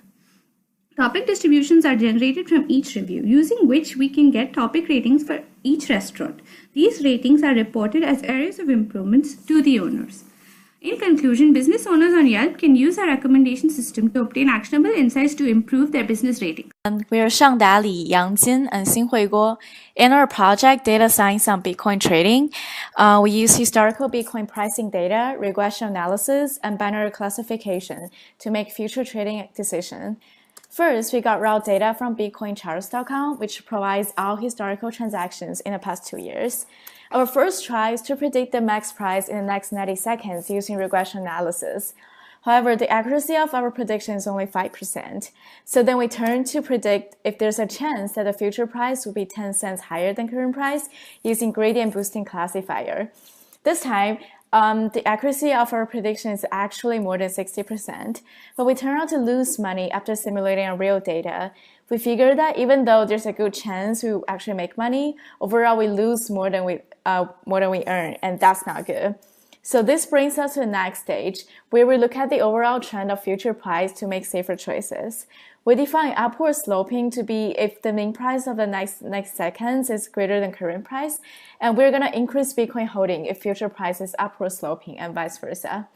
And after running simulation, we earned $20 out of $100 within 3 days, and this is pretty good, especially comparing to earning only $5 with the naive Flippo algorithm within the same time period. So when we're analyzing large data set, we have some really interesting findings. So on the left side is general trend of past price. Is price going to go up? And the right side is the graph of past price. Is price going to go down? We can see that if historically price has been increasing, then there's a really good chance that future price will keep increasing. And if historically price has been low and increased suddenly, then it's very possible that it's going to fall back pretty quick. Thank you. Our project aims at building an entire pipeline, starting from scraping the food reviews from Zomato to presenting the top recommended dishes of a particular area. The project team comprises of Tejas, Prithvi Shankar, and Gayatri. We queried the API for the user's location, and we dynamically gather a list of all restaurants present in that particular area. Next, we filter the restaurant list if required by asking for the cuisine and the number of results needed by the user. Further, we have a surprise function that would give suggestions to the user based on his budget. Picking the relevant data is a crucial step, since the accuracy of the output largely depends on it. The reviews that have no mention of food items are of little importance to us. If any word belonging to the NLTK food corpus is found in the reviews, it's an indication of a useful review. Finding a top recommended dish implies that the review has a positive sentiment. A score is calculated for each review depending on these factors: rating of restaurant that it belongs to, positive/negative sentiment obtained by performing its sentiment analysis, and review rating. In the analysis, we use part of speech tagging of the review, since the food is always going to be a noun. From the nouns, we pick the food and output the menu item it most closely resembles. Here is the output for some of the top restaurants in Pittsburgh. One restriction is that we were able to eliminate partially was the fact that some restaurants have their menus in the form of pictures. Where we could not obtain the menu, we have identified the food items present in the review by comparing it against the NLTK food corpus. We were able to verify that the system performs well for restaurants with text menus. Further work can be done by scraping photo menus. Our final project is related to interesting facts about movies. We did movie rating predictions using different ways, and we will cover them in 2 sections. We have 3 members: Hao, Cong, Mengfei. We used Beautiful Soup to crawl the web page using movie ID as index to collect the data we need from IMDb's website. For the first section, we constructed a regression model to predict the rating of a movie, given the information of the movie properties. And the rating of a movie varies from 0.5 to 5. We combined data from Movie Lens and IMDb. Then we created one-hot encoding for categorical attributes, then create metrics with all numeric features as input for the model. Then we use K-means++ to calculate 10 centers of all the examples and create RBF features. For the regression, we used gradient boosting tree to construct the regressor. The movie performs well with RMSE 0.78. Now, if we know the property of a movie, we can predict the rating of the movie using the constructed model. In section 2, we make rating predictions with collaborative filtering methods. To use user-user similarity, we have 4 steps. First, we build rating metrics and make imputation. Then calculate similarity between queried user and other users. After that, we find the most similar users with queried user. And finally, we assign weights and calculate ratings. We got RMSE at around 1. The idea of movie-movie similarity is pretty similar to user-user one. Just calculate the similarity between rating vectors of different movies. We got RMSE at around 0.986. So this page is for those who are interested in our work. And thanks for watching. Hello, our project topic is electricity theft detection for a microgrid setup in Haiti. Pratna, Gabriel and I, Varun, are the members of this amazing team. SparkMeter provides the metering and cloud infrastructure to support a microgrid set up by EarthSpark International. In their microgrid, theft is typically committed by existing consumers by offloading appliances onto wiretaps. SparkMeter has challenged us to identify individual theft offenders and have shared individual and aggregate power consumption data with us. Based on their insights, we've segregated all the readings into 4 time of day categories. Our first approach utilizes correlation of signals. For each time of the day, we took the meter data of each consumer and correlated it to the non-technical loss profile. The highest negatives correlations were listed as the offenders. We then sorted the list generated for a period of a month in decreasing order of frequency and noted the top 10 consumers as our potential theft candidate.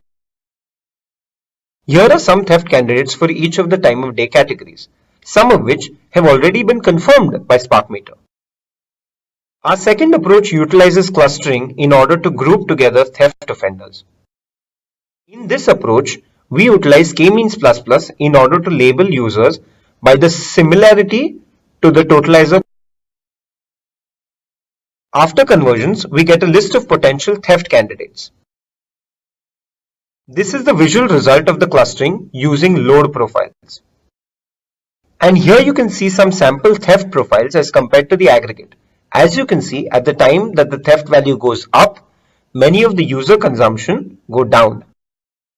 The two algorithms resulted in some common candidates that also include the ones confirmed by SparkMeter. So to sum it up, our algorithms work. Hope SparkMeter can investigate and catch them all. Cheers!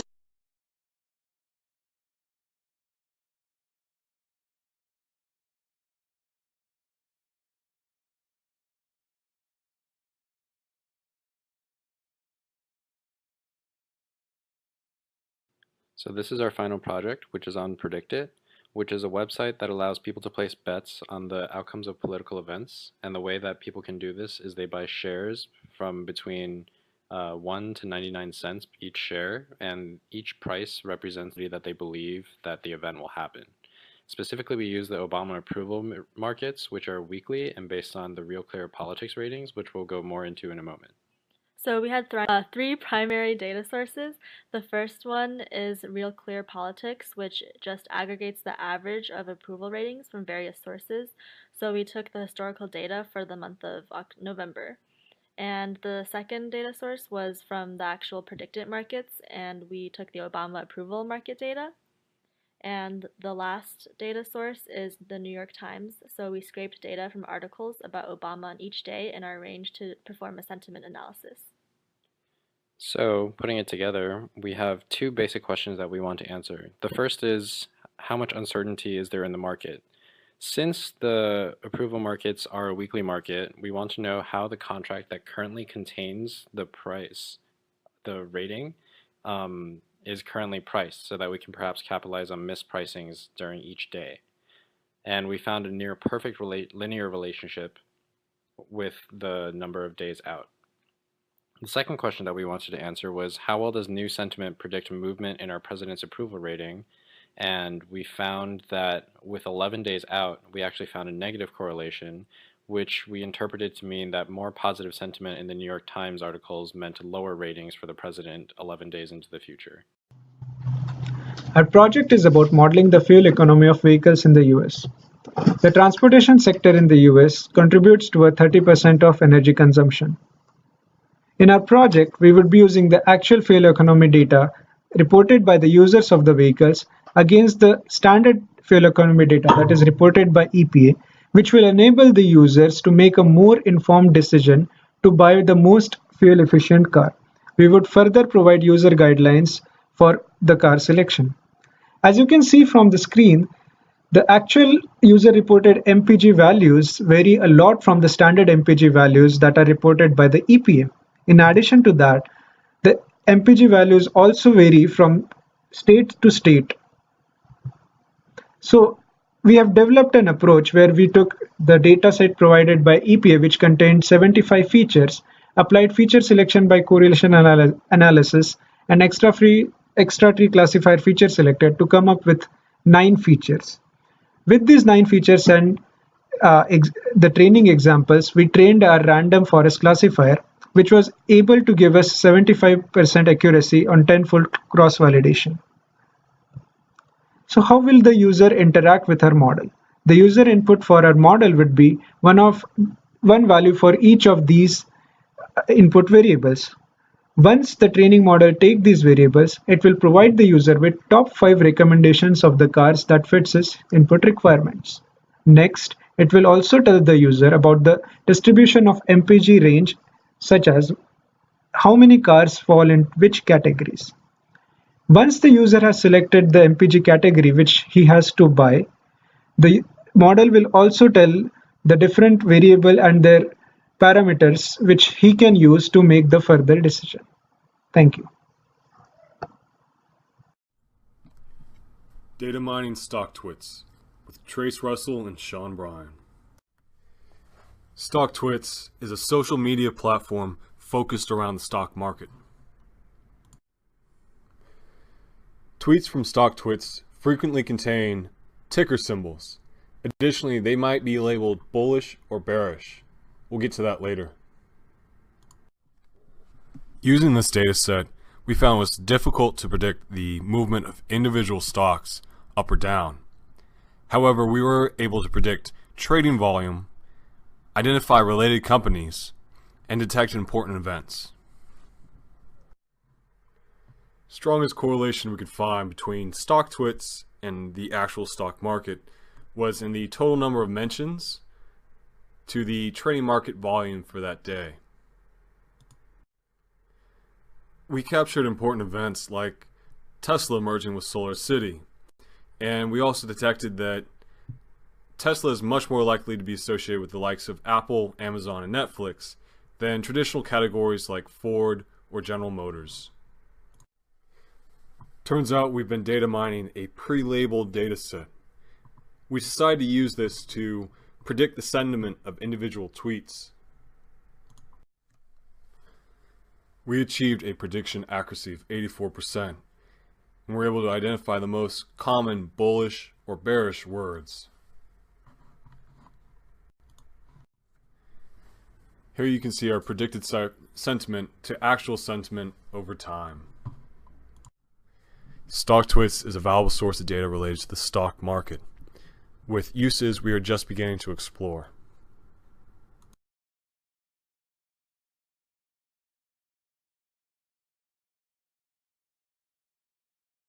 We are exploring New York City taxi dataset, and our goal is to improve taxi service using data science techniques. In this video, we are explaining about visualization, travel time estimation, and demand prediction. First, for visualization, we looked at demand in each zone. This is a demand on Tuesday morning, and this is a demand on Wednesday night. We also looked at destination from specific zone. This is a destination from LaGuardia Airport, and this is from JFK Airport. Next, I'll move on to travel time estimation. We combine gradient boosted regressor and neural net classifier so that we not only predict ETA but also predict worst case ETA and probability of delay. And this is a result we got in this model.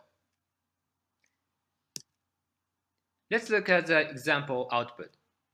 From New York Stock Exchange to Yankee Stadium at 10 a.m., it will take 47 minutes in average, but worst case, it will take 68 minutes. And you can also see the distribution of ETA. For demand prediction, we use these 8 features for modeling. For modeling, we train and test a random forest regressor. We can also use XGBoost for a better result. We use 2 approaches. The first one is predicting the pickup distance for average day of week. The second approach is predicting the pickup demand in next n intervals. For summary, we learned a lot from this final project, not only the right demand, but also how to apply. Hello everyone, we're in Chen, Dilei, and Tongdong. This is our final project. Our topic is Are You Following? Let me begin by giving you an overview of our project. So our project is about to explore a model to predict whether a given user is following Obama or not. The group made a reasonable assumption that the tweets from the Twitter user who follow Obama has a higher probability of mentioning politics compared to those who don't follow. Based on this assumption, the group decided to use the bag-of-words model and classify the documents based on the words in the documents. The group grabbed the tweets from the Obama's 300 followers and non-followers, 200 tweets per user. While looking at the raw tweets, we realized that a lot of them actually include tokens such as non-English words, punctuations, emoticons, hashtags, etc., which probably could not be digested by the model. Therefore, we carefully pre-processed the tweets to remove those tokens. In addition to the default stop words, we also removed the top 20 words that appeared in both positive and negative vocab sets, since they are probably going to be noises. After we did that, our model got a big improvement on the performance over test data. Now I want to talk about how we train and test our model using different sizes of training data. And here is the total number of training instances we used, half with positive labels and half negative, randomly selected from the pool. Test data was also randomly generated from documents that were not used for training. For each N, we ran the model for 3 times with different training and testing data, and as you can see, we got a pretty nice steady improvement of performance over increasing training size. So what can we do with our work? If we expand the prediction to not only Obama but also other celebrities, the result could be used to recommend friends for users to follow. Existing recommendation system is more or less based on the similarity between users. However, our work has shown another potential approach, which is tweet-based. Thank you. Hello, my name is Kevin. My name is Eric. My name is Derek, and we're doing a project on predicting NBA games. We use several seasons of data from stats.nba.com to predict future game outcomes. So starting off with EDA, you'll notice that in the graphs are the features that we consider. Most are Gaussian distributed with a few exceptions. We ran bivariate scatter plots on many win-loss percentages and average point differentials, and we do see patterns in the scatter plots indicating that these are significant variables to keep in our model. We also ran hypothesis testing on whether playing back-to-back games was significant. The hypotheses are listed above, and we do see that for 53% of teams in the league, this was a significant variable, leading us to keep this in our model as well. In the rest of our report, we do a lot of parameter tuning and other analysis. For example, we added altitude, and we also added location distances from arenas. So jumping right into our modeling, our baseline was the naive approach, and the naive approach basically picks a team with a better win percentage, and we found that the naive approach is actually pretty good at predicting games. So the first approach that we did was the linear regression model. You see the following features right there, but the features actually fit the normality assumptions very well. The residuals look good, as well as the QQ plot right below. Following that, we did logistic regression, and these were the features that we considered. We also did support vector machines, and then we did our a data split using a 50-20-30 split for training, validation, test set construction. And in the end, we found that linear regression was our best model, beating the naive approach by 3% and the test set by 1%. We suspect that the reason we didn't do as well on the test set is because we might have, well, the NBA changes from year to year, but also we might have overfit our parameters to our validation set. In conclusion, we found that back-to-back is a very significant indicator, but other things like altitude and travel mileage ended up adding more noise to our model. And we found that it's actually very difficult to predict NBA games, so there's some inherent noise. In the future, we'd like to extend this to predicting NBA playoff games and maybe college games, and adding more player-specific data. In this project, we want to understand how expressions on social media affect people's behavior in real world. More specifically, we choose movie as our subject area. Twitter generates massive data about people's thought and emotion on movies. How can we use this data from Twitter to find a relation and make prediction on movie box revenue? The first step is to get some data. We scraped more than 10,000 movie box office data, and for each movie, we scraped Twitter's search webpage and managed to get 1,000 tweets based on text, keywords, dates, and other information. Then we focus on extracting features from the raw text. We combine all tweets for each movie into one. Then we clear the data. We constructed the TF, IDF, and word count feature metrics. Meanwhile, we also use parse tree and singular value decomposition to reduce the feature space and matrix dimension. We also explored other methods during the process. We applied sentiment analysis and found that the polarity of sentiment does not have a positive correlation with box avenue. However, movies with neutral or slightly positive sentiment showed a higher box avenue. For prediction, we tried to classify the movie by box avenue and find the natural gaps by grouping them into 3 to 20 groups. Finally, we use features as length and sentiment to predict the box office. We can achieve about 90% accuracy for box office prediction, while the best method and classification are chosen. Here is the main conclusion. We found that trees has a significantly correlation with avenues and can be used in prediction. Best-selling movies has both good and bad review but obtain neutral or slightly positive sentiment overall. People will buy the ticket whether they like it or they hate it. Have you ever wondered who is the next superstar in NBA? Players like Stephen Curry, Klay Thompson all shine back in the time when they were in the battlefield of NCAA. In this project, we are playing as a basketball scout and trying to predict which college player in NCAA is the next NBA superstar. To simplify the scope of this problem, we define a next NBA superstar as those who will attend NBA All-Star game at least once.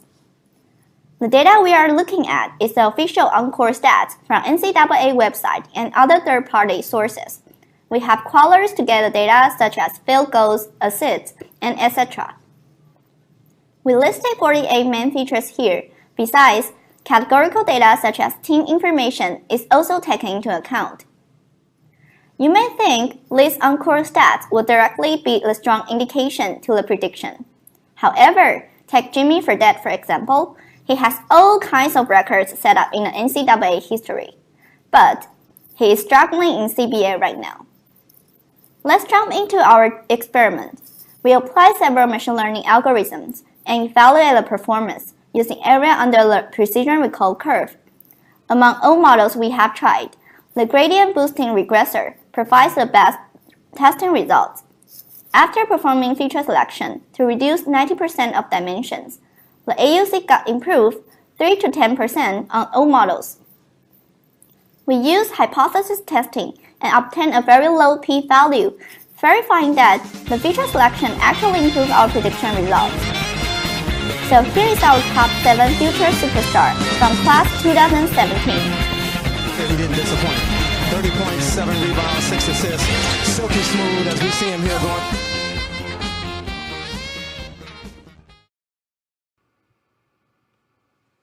Hi everyone, this is our final project, Pokemon Go Appearance Prediction.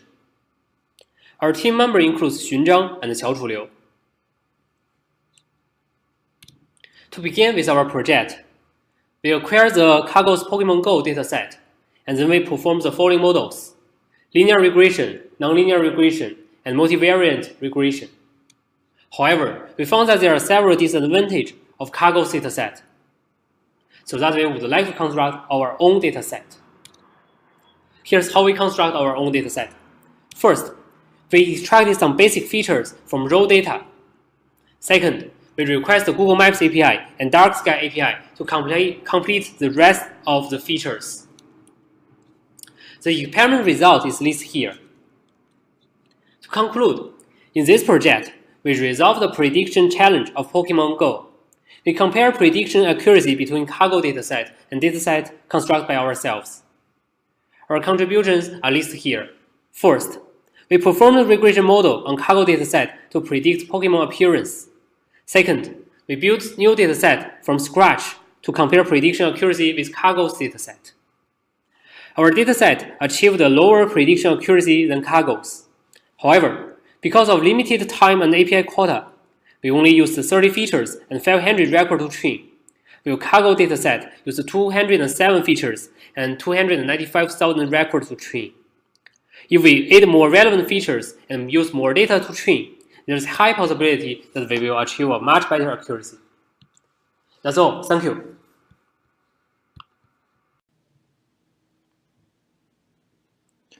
Hi, we are going to present our final project, IMDb Review Analysis and Movie Recommendation. Our group consists of Jin Lu and Ying Duan. Firstly, let's move to the project overview. In this project, we firstly collected the data from the IMDb website and then did some analysis to get some insights into the movie reviews. And then we built a movie recommendation system. The IMDb is a website devoted to movies and TV shows. We collected the various kinds of information from website, including movie title, genres, user reviews, and so on. Here are some results of our analysis, like the distribution of ratings, the movies with the highest rating, the distribution of user location, the number of movies released every year, the average runtime of movies every year, the average rating and number of movies among different genres. Then we built the movie recommendation system based on collaborative filtering. We got a mean square error of about 47 using memory-based method, and then we explored 3 different solutions to deal with the high sparsity of our rating matrix. We found the third one gave the best performance. Another method is based on the matrix factorization. We explored different values for a number of components and found that mean square error tend to increase as the number of components increases. Another way is using content-based filter, which is recommending movies which are similar to the movies that has been watched by the user. We model movies by genres and plots, and our best performance is achieved by using only a few selected terms in the movie plots. That's all. Thank you for watching. Hi, my name is Evan Numbers. And my name is David Zhu. And we are presenting Reddit Guesser. So, Reddit is a social news aggregation, web content rating, and discussion website where users submit content. Users can post, comment, and vote on these submissions, and we were interested in trying to predict the score a comment got based on the various features we could extract surrounding it. Our first step was to scrape the data. We started with the top 100 submissions of all time and looked at comments up to 3 layers deep.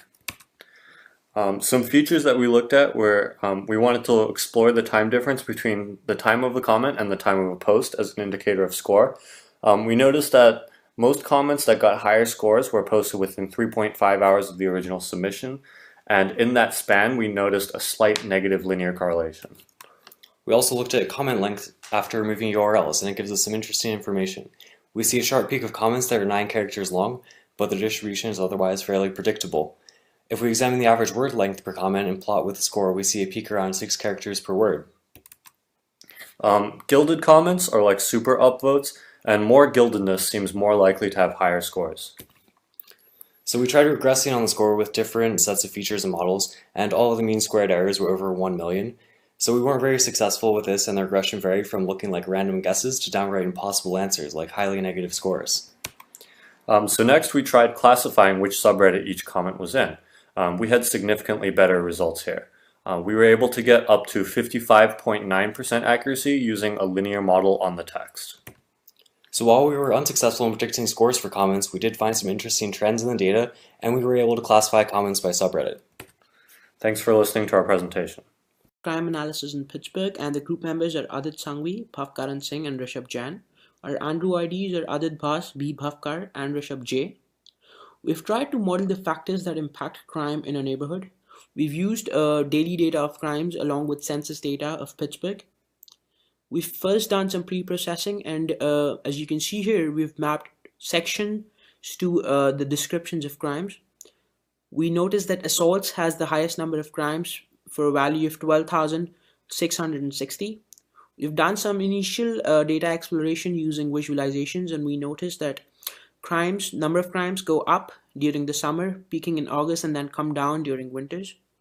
We also find a trend where the maximum number of crimes in a day occur during 3 p.m. to 6 p.m. and the number of crimes is lesser on weekends than on weekdays, as you can notice here. After that, we are checking the stationarity of the data using the Dickey-Fuller test, and you can see the results here. And then we're trying to find a good fit for our data, and we use gradient boosting regression because our data is not that linear. And what we find is that at an aggregate level, our model performs very badly with the R-score value of 0.19, but if we segregate our data by theft, assault, and violations, our model performs rather well for R-square values of 0.63, 0.66, and 0.40. After that, we get the statistically significant features, and we find that the percentage of population between 20 to 35 was significant for assaults, whereas years of residence is not significant for assaults. The change in housing prices is significant for drug violations, whereas median home value, percent under poverty, and percent highly educated is not significant. Good evening, everyone. In the next 2 minutes, we will brief you on our project Airbnb Home Away from Home. This is our team. We are all MISM students from Heinz College. Let's assume a user wants to host an Airbnb listing. Setting a right price that can offer maximum return is a challenging task. Breaking it down, what should be the price of an Airbnb listing given its features, popularity of its neighborhood, and its competitors? How to advertise a listing to maximize its occupancy. This is an overview of our project. Here is a list of recognized APIs we use for data collection and analysis. As next step, we visualize the distribution of our data. The next few slides shows distribution of prices over different room category, the distribution of listings that offer same number of amenities, the density distribution of Airbnb guests visiting Pittsburgh from different places. As part of feature selection process, we extracted relevant features from the collected data and added few more features based on our understanding of the data and domain. Our first instinct was to try out a simple linear regression model addressing overfitting problems using Lasso. Then we try out two comprehensive boosting algorithms to compensate the residuals and better explain price with features. Our results show that ADA boosting outperforms linear regression and gradient boosting regression. We can attribute this to following reasons. Boosting enhances weak regressors. With limited data, the gradient boosting regressor was overfitting the residuals. Price is a continuous variable. Multiple linear regressors are able to explain residuals better than decision trees. We have designed an interactive price prediction tool. Here is a quick demo of our tool, which takes listing details as inputs from the users and returns predicted price, competitor pricing stats, and important places nearby under different categories for advertising purposes. Thank you. We are Sirhan Killicoat, Ben Chu, and Gary Zhao, and we did our project on Twitch chat and memes.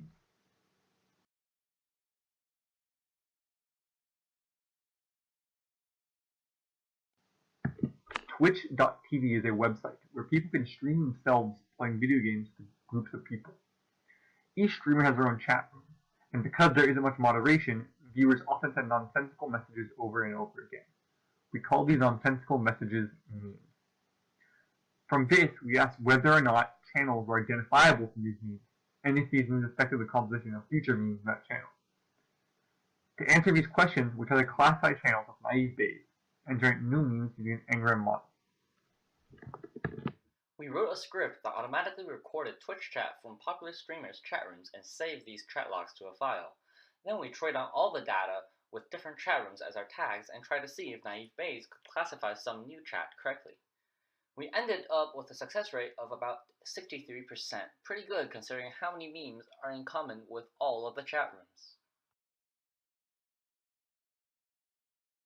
We decided to generate memes according to a trigram model and test if the memes go viral. After creating the memes, we wrote a script that sent them as chat messages to several Twitch channels and counted the number of times people repeated the memes. We were completely unsuccessful. Not a single meme was repeated. This is because Twitch memes look completely nonsensical. Creating random nonsensical messages is bound to make very little sense. Most of the memes we generated were just strings of unrelated emotes. Hello. Our project explores various datasets for non-intrusive load monitoring. The motivation for NILM arises from improving building energy efficiency. What is NILM? The concept is to extract appliance-level electricity consumption data from the main electricity meter. This would mainly help in identifying consumption trends and identifying faulty appliances. The other way to get appliance-level data is to use individual plug meters, which increases costs. There has been a lot of ongoing research on the topic and various datasets are available for research. These are the datasets we attempted to investigate. The NILM toolkit is a library in Python specifically meant for disaggregation and is still under development. These are some of the advantages of the toolkit. This is the data analysis pipeline followed in NILMTK. These are some of the visualizations we got from the DRED dataset. As you can see, there is a clear correlation between temperature and the use of the electric heater and the fan. The other scenario for NILM is appliance classification from individual plug meter data. We studied various features of the PLAD. These are superimposed power signatures for various appliance types such as microwave, vacuum cleaner, washing machine, fan, fridge, air conditioner, hair dryer, laptop, light bulbs. These are superimposed VI curves for the same appliance types. We chose the VI curves to attempt classification. These are some of the results of applying classification algorithms. The decision tree seemed to have the highest accuracy of 77%. As a future step, we could try using different features such as harmonics or PQ curves and fine-tune these classifiers to get better accuracy. Thank you.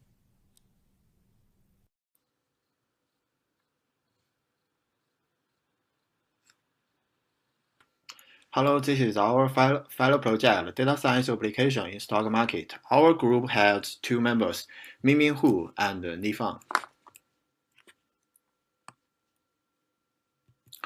In the first part, we take advantage of powerful function of package QSTK, which is developed by Georgia Tech, based on statistical analysis of historic stock price data, which is downloaded from Yahoo Finance. We utilize indicators like Bollinger Bands to find good timing of long or short the stock and evaluate the performance of our portfolio with metrics such as total return Sharpe ratio compared with S&P 500 index. For the second part, we build a regression model for the stock market. We use bootstrap aggregating with KNN to predict the stock price change for the last 5 days. We train our model on the Apple stock data, and we can find that the RMSE is quite small and the correlation is quite strong. Next, based on our prediction for the price change, we design a trading strategy. If the price increase a lot after 5 days, we will buy stock lot. If the price decrease a lot greatly after 5 days, we sell the stock lot. So here is our trading strategy. And the result is as follows. We can find that average daily return of the fund is much greater than the average daily return of SPY. So here, we want to clarify one point, that our model is not 100% sure that it will win in the real world, because we don't consider the trading fees, and our trading data is historic data, which may not be applied into future. Our project was on predicting electricity generation from power plants in Texas, specifically fossil power plants, the ones with smokestacks, not the wind turbines, because the wind turbines you can't turn on and off at will. The fossil plants you can. Texas has had a large growth in renewable energy. So we're trying to predict the change in electricity from a plant, but that's really hard, so instead we do a group of plants. Step 0, get, clean, merge, 9 years of data. So now we try to cluster our power plants. Turns out that a K of 6 works pretty well. You can see here plotting a couple of the variables against each other, the grouping of the colors. Here you notice cluster 4 doesn't actually work. This is the load change on the x-axis, generation change on the y for each of the clusters.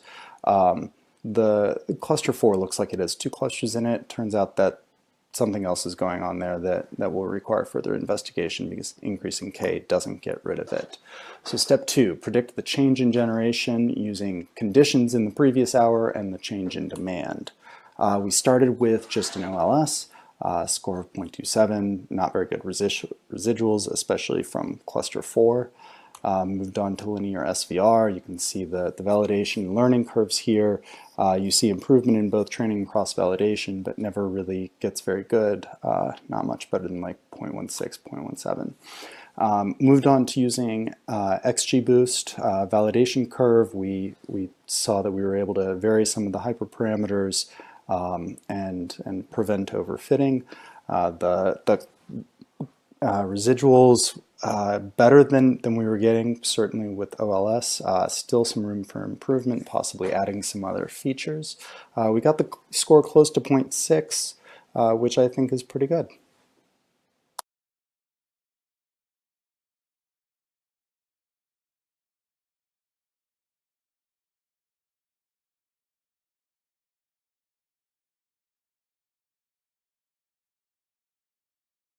.15.388 final project, we decided to do restaurant classification using Yelp and Zomato data.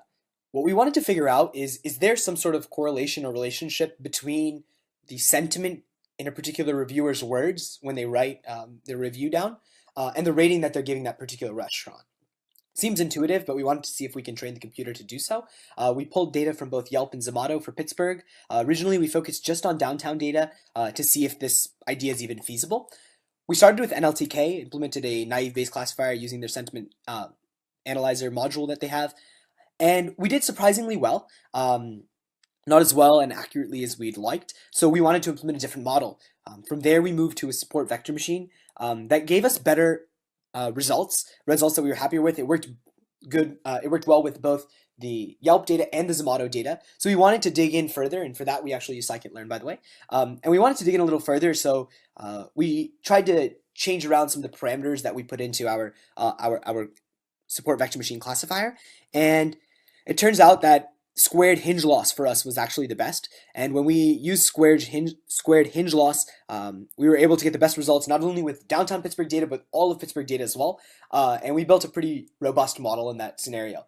We're not talking about really amazing results here, but we're talking, we at least showed that there's some sort of relationship between the sentiment in a particular review and the words and the verbiage of that reviewer, as well as the rating that they're giving that particular restaurant.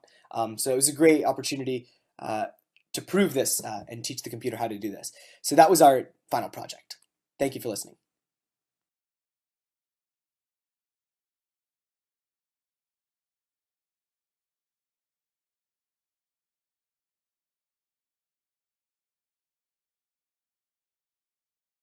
Hi, I'm Christian Manaug. And I'm Magna Valuri. And this is our 15388 term project.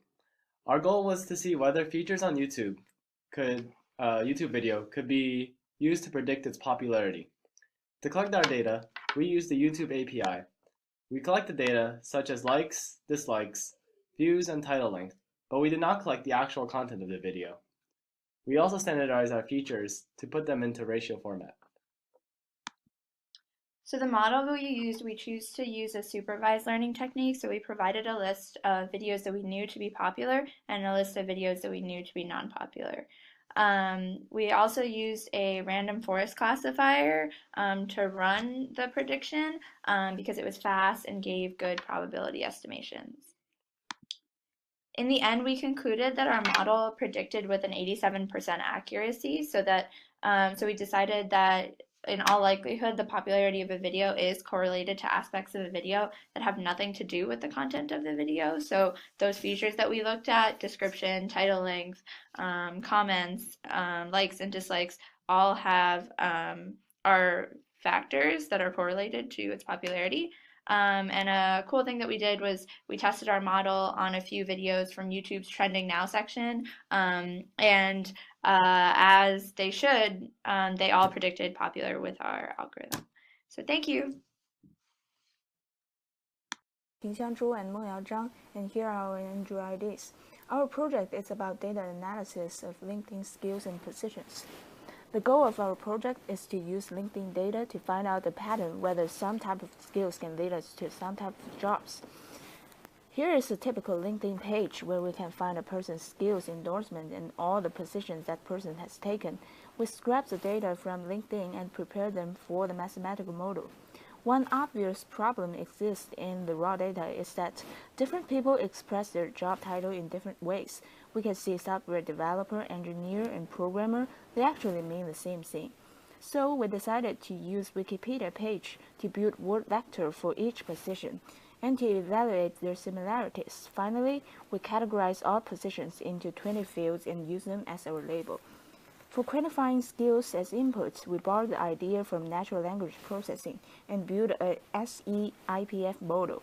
Simply speaking, the more endorsement a skill gets, and the more unique the skill is among other people, the more weight it will take on representing a person's ability.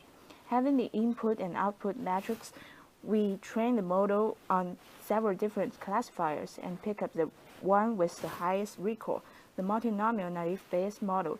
It achieves 50% of accuracy and 63% of recall. We can see a sample prediction from skills to positions.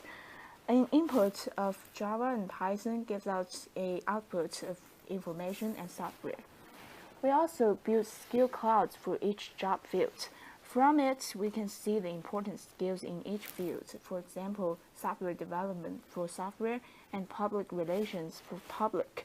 It's quite a reasonable result according to our common knowledge. And that's all. Thank you.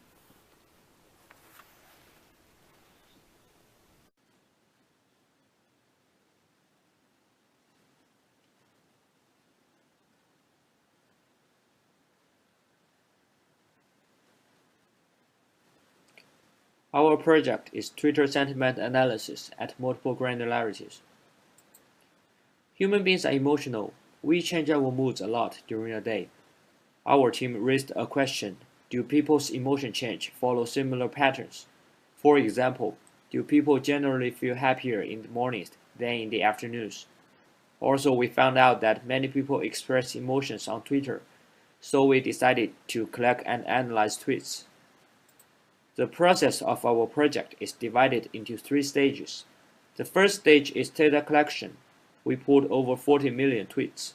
The second stage is data cleaning and storage. We filtered and stored data in MySQL. The third stage is sentiment analysis. We calculated sentiment scores in different time dimensions and locations. By analyzing tweets, we did find some patterns of collective emotions. We first looked at emotion changes during a day. People are most depressed in the morning and happy in the afternoon. Surprisingly, people aren't as happy in weekends than in weekdays.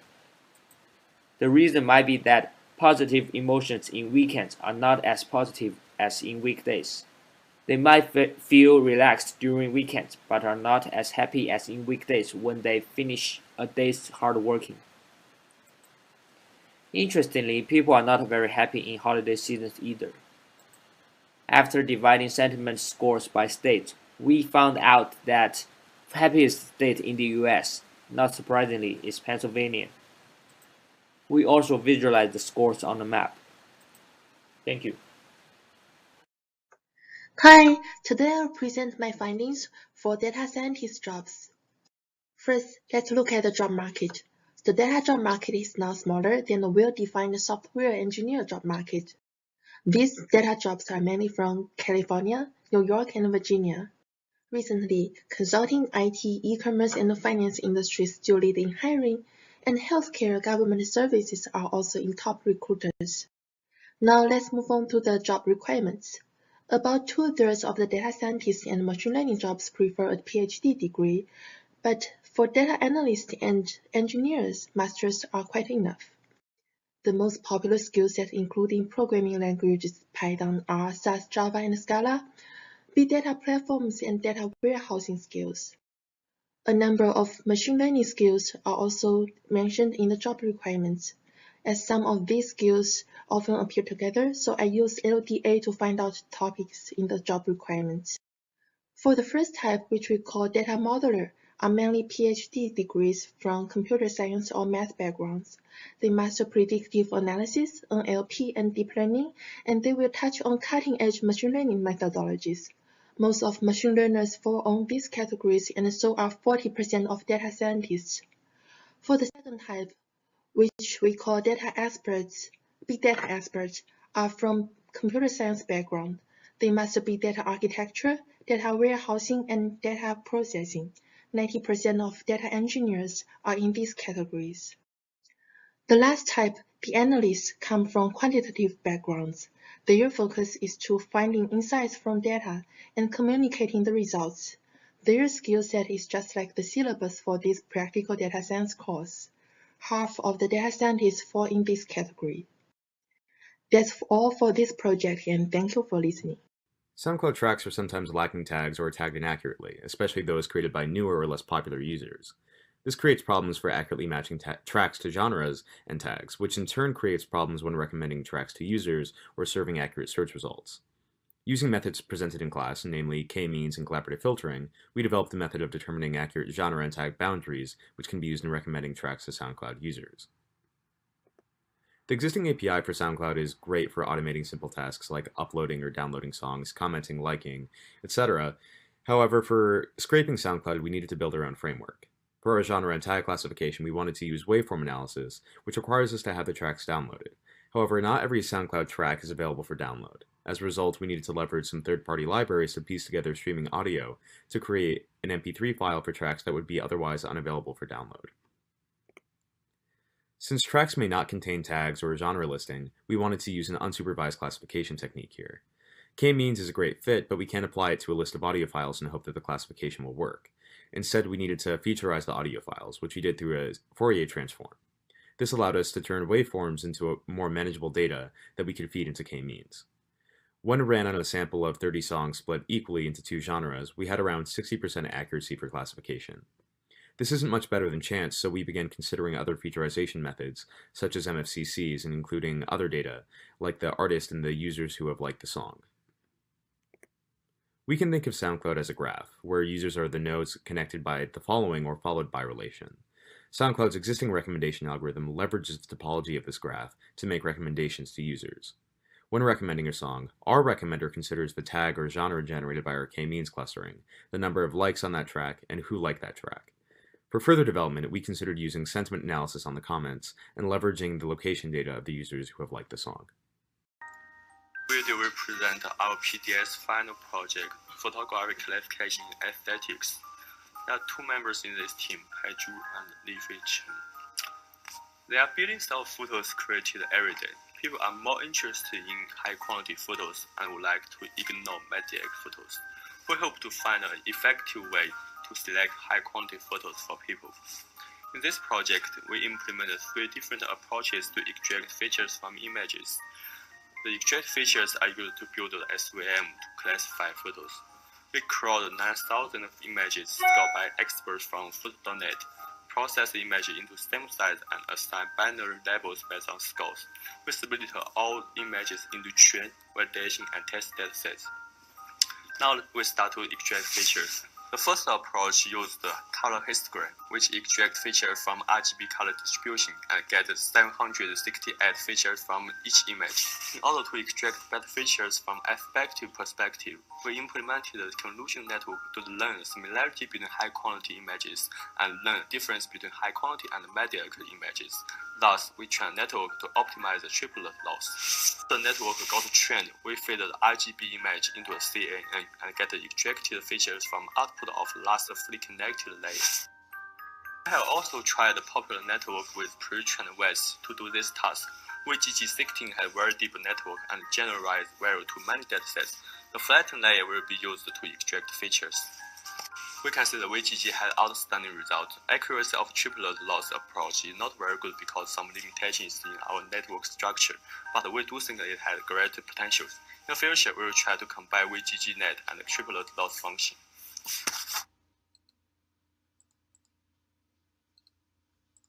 Hi everyone, my name is Nen. My team members are Jesse and Ningyue as well. So our final project is for the Yelp review data classification and topic modeling. So first of all, why Yelp? Because in first a few lectures we are learning about the web scraping skills, so we can really do the crawling and the scraping for the data. And Yelp is one of the most popular review sites for the business. It serves as a rating matrix for the places whenever you want to go. Compared to TripAdvisor, it has larger amount of review data photos for performing data scientist tasks. So next part is the visualization. We are really interested in the distribution of the star rating in a certain area. So this is pretty straightforward, and we also did a part of word cloud to showing the highlight of the review by tokens. This part is a review classification. First of all, we need to convert all the review corpuses into the word vectors in order to feed into the classification model.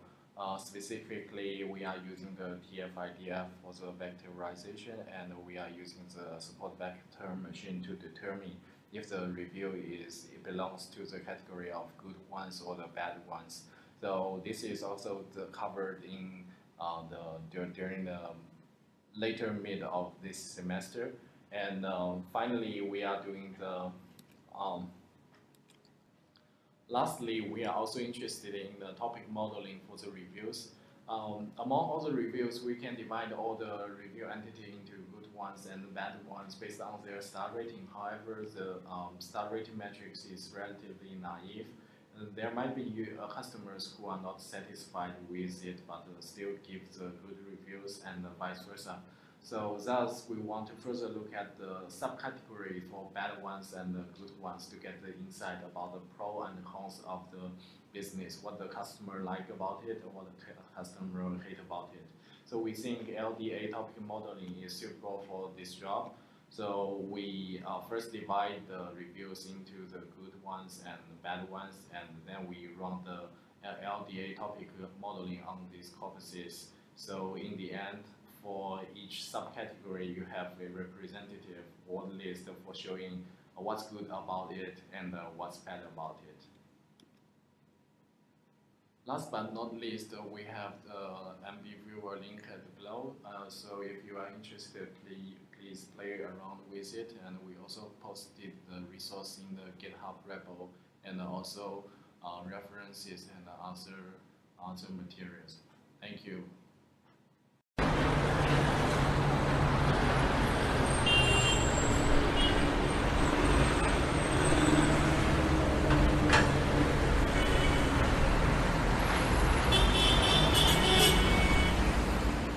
Hello and welcome. I am Viren Bajaj, and we have with us John Bostanchi, and he's going to discuss what data science problem our group solved. So, the problem we're trying to solve is, given a picture of a city, can we predict how wealthy the average person in that city is? So, why were you trying to do this, John? Well, we felt like many smaller cities in the world have trouble performing censuses and keeping up with their growing populations. So, to help them, we decided to make a way that would allow them to predict their average wealth from something as simple as satellite images. So to predict average income, you were looking at satellite images, right? So what were the features that you extracted from these images, and where did you get these images from? Well, we got the images from Google Static Maps API. They enabled us to extract features like how much developed land there was, how much undeveloped land there was, roadways, and places of interest like museums or parks. And in addition to that, we took the number of cars on a road and how the quality of roads represented by the variance of the color in roads. So we used all those features and put them into an SVM to predict the wealth of new cities that we hadn't seen before. Welcome back. So John, how well did your project perform? It performed pretty well. It was able to rank cities, but it wasn't able to give an absolute wealth. In the end, we were able to get an SVR score of around 0.5. That's good. So what improvements would you like to make on this project? We'd like to be able to extract perhaps better features and also get rid of ones that weren't very good at indicating wealth, such as road variance. We'd also really like to look at different zoom levels at the same time, so being able to look at both the city level and the street level. Thanks, Sean. Thanks for talking with us. Nowadays on the internet, it's not uncommon to see outspoken figures boasting about how educated they are. But are they really as smart as they claim? Our project, called Education Level Estimator, tries to answer this age-old question. Broadly speaking, we've created a model that, given a piece of text, like a Facebook comment, can predict the education level of the elder. The first step is to collect the data. We tried a lot of things, but we found that it's actually really hard for us to find reliable education data online. What we tried instead was to look at pages for which we both know the target demographic and also have public accessible comments. But this introduces a separate set of concerns. Mainly, are the comments really representative of the demographic or the topic itself? To solve this, we try to choose features that are agnostic to the topic itself. We collected the following metrics, which are actually inspired by established readability tests. As a sanity test, we visualized our features and found that they captured the characteristics of the educational levels pretty well. So having established where to look for the data, we can move on to training. Before training, we randomly select a subset of data to be holdout set. And then for the remaining data, we split 70% for training and 30% purely for validation. To train the model, we initially tried SVMs, but found it difficult to get desirable results without spending a ton of time tuning the parameters. Instead, we found that logistic regression model actually produced comparable results with much less time. It also allowed us to make extensive search of hyperparameters with k-fold cross-validation. With fully trained model, we were able to increase our prediction accuracy from 45% with SVMs to close to 56% with logistic regression CV. Okay. In the end, let's run a model on something he said. 2/3 of his posts are classified as high school level English, which means that our prediction model is pretty accurate.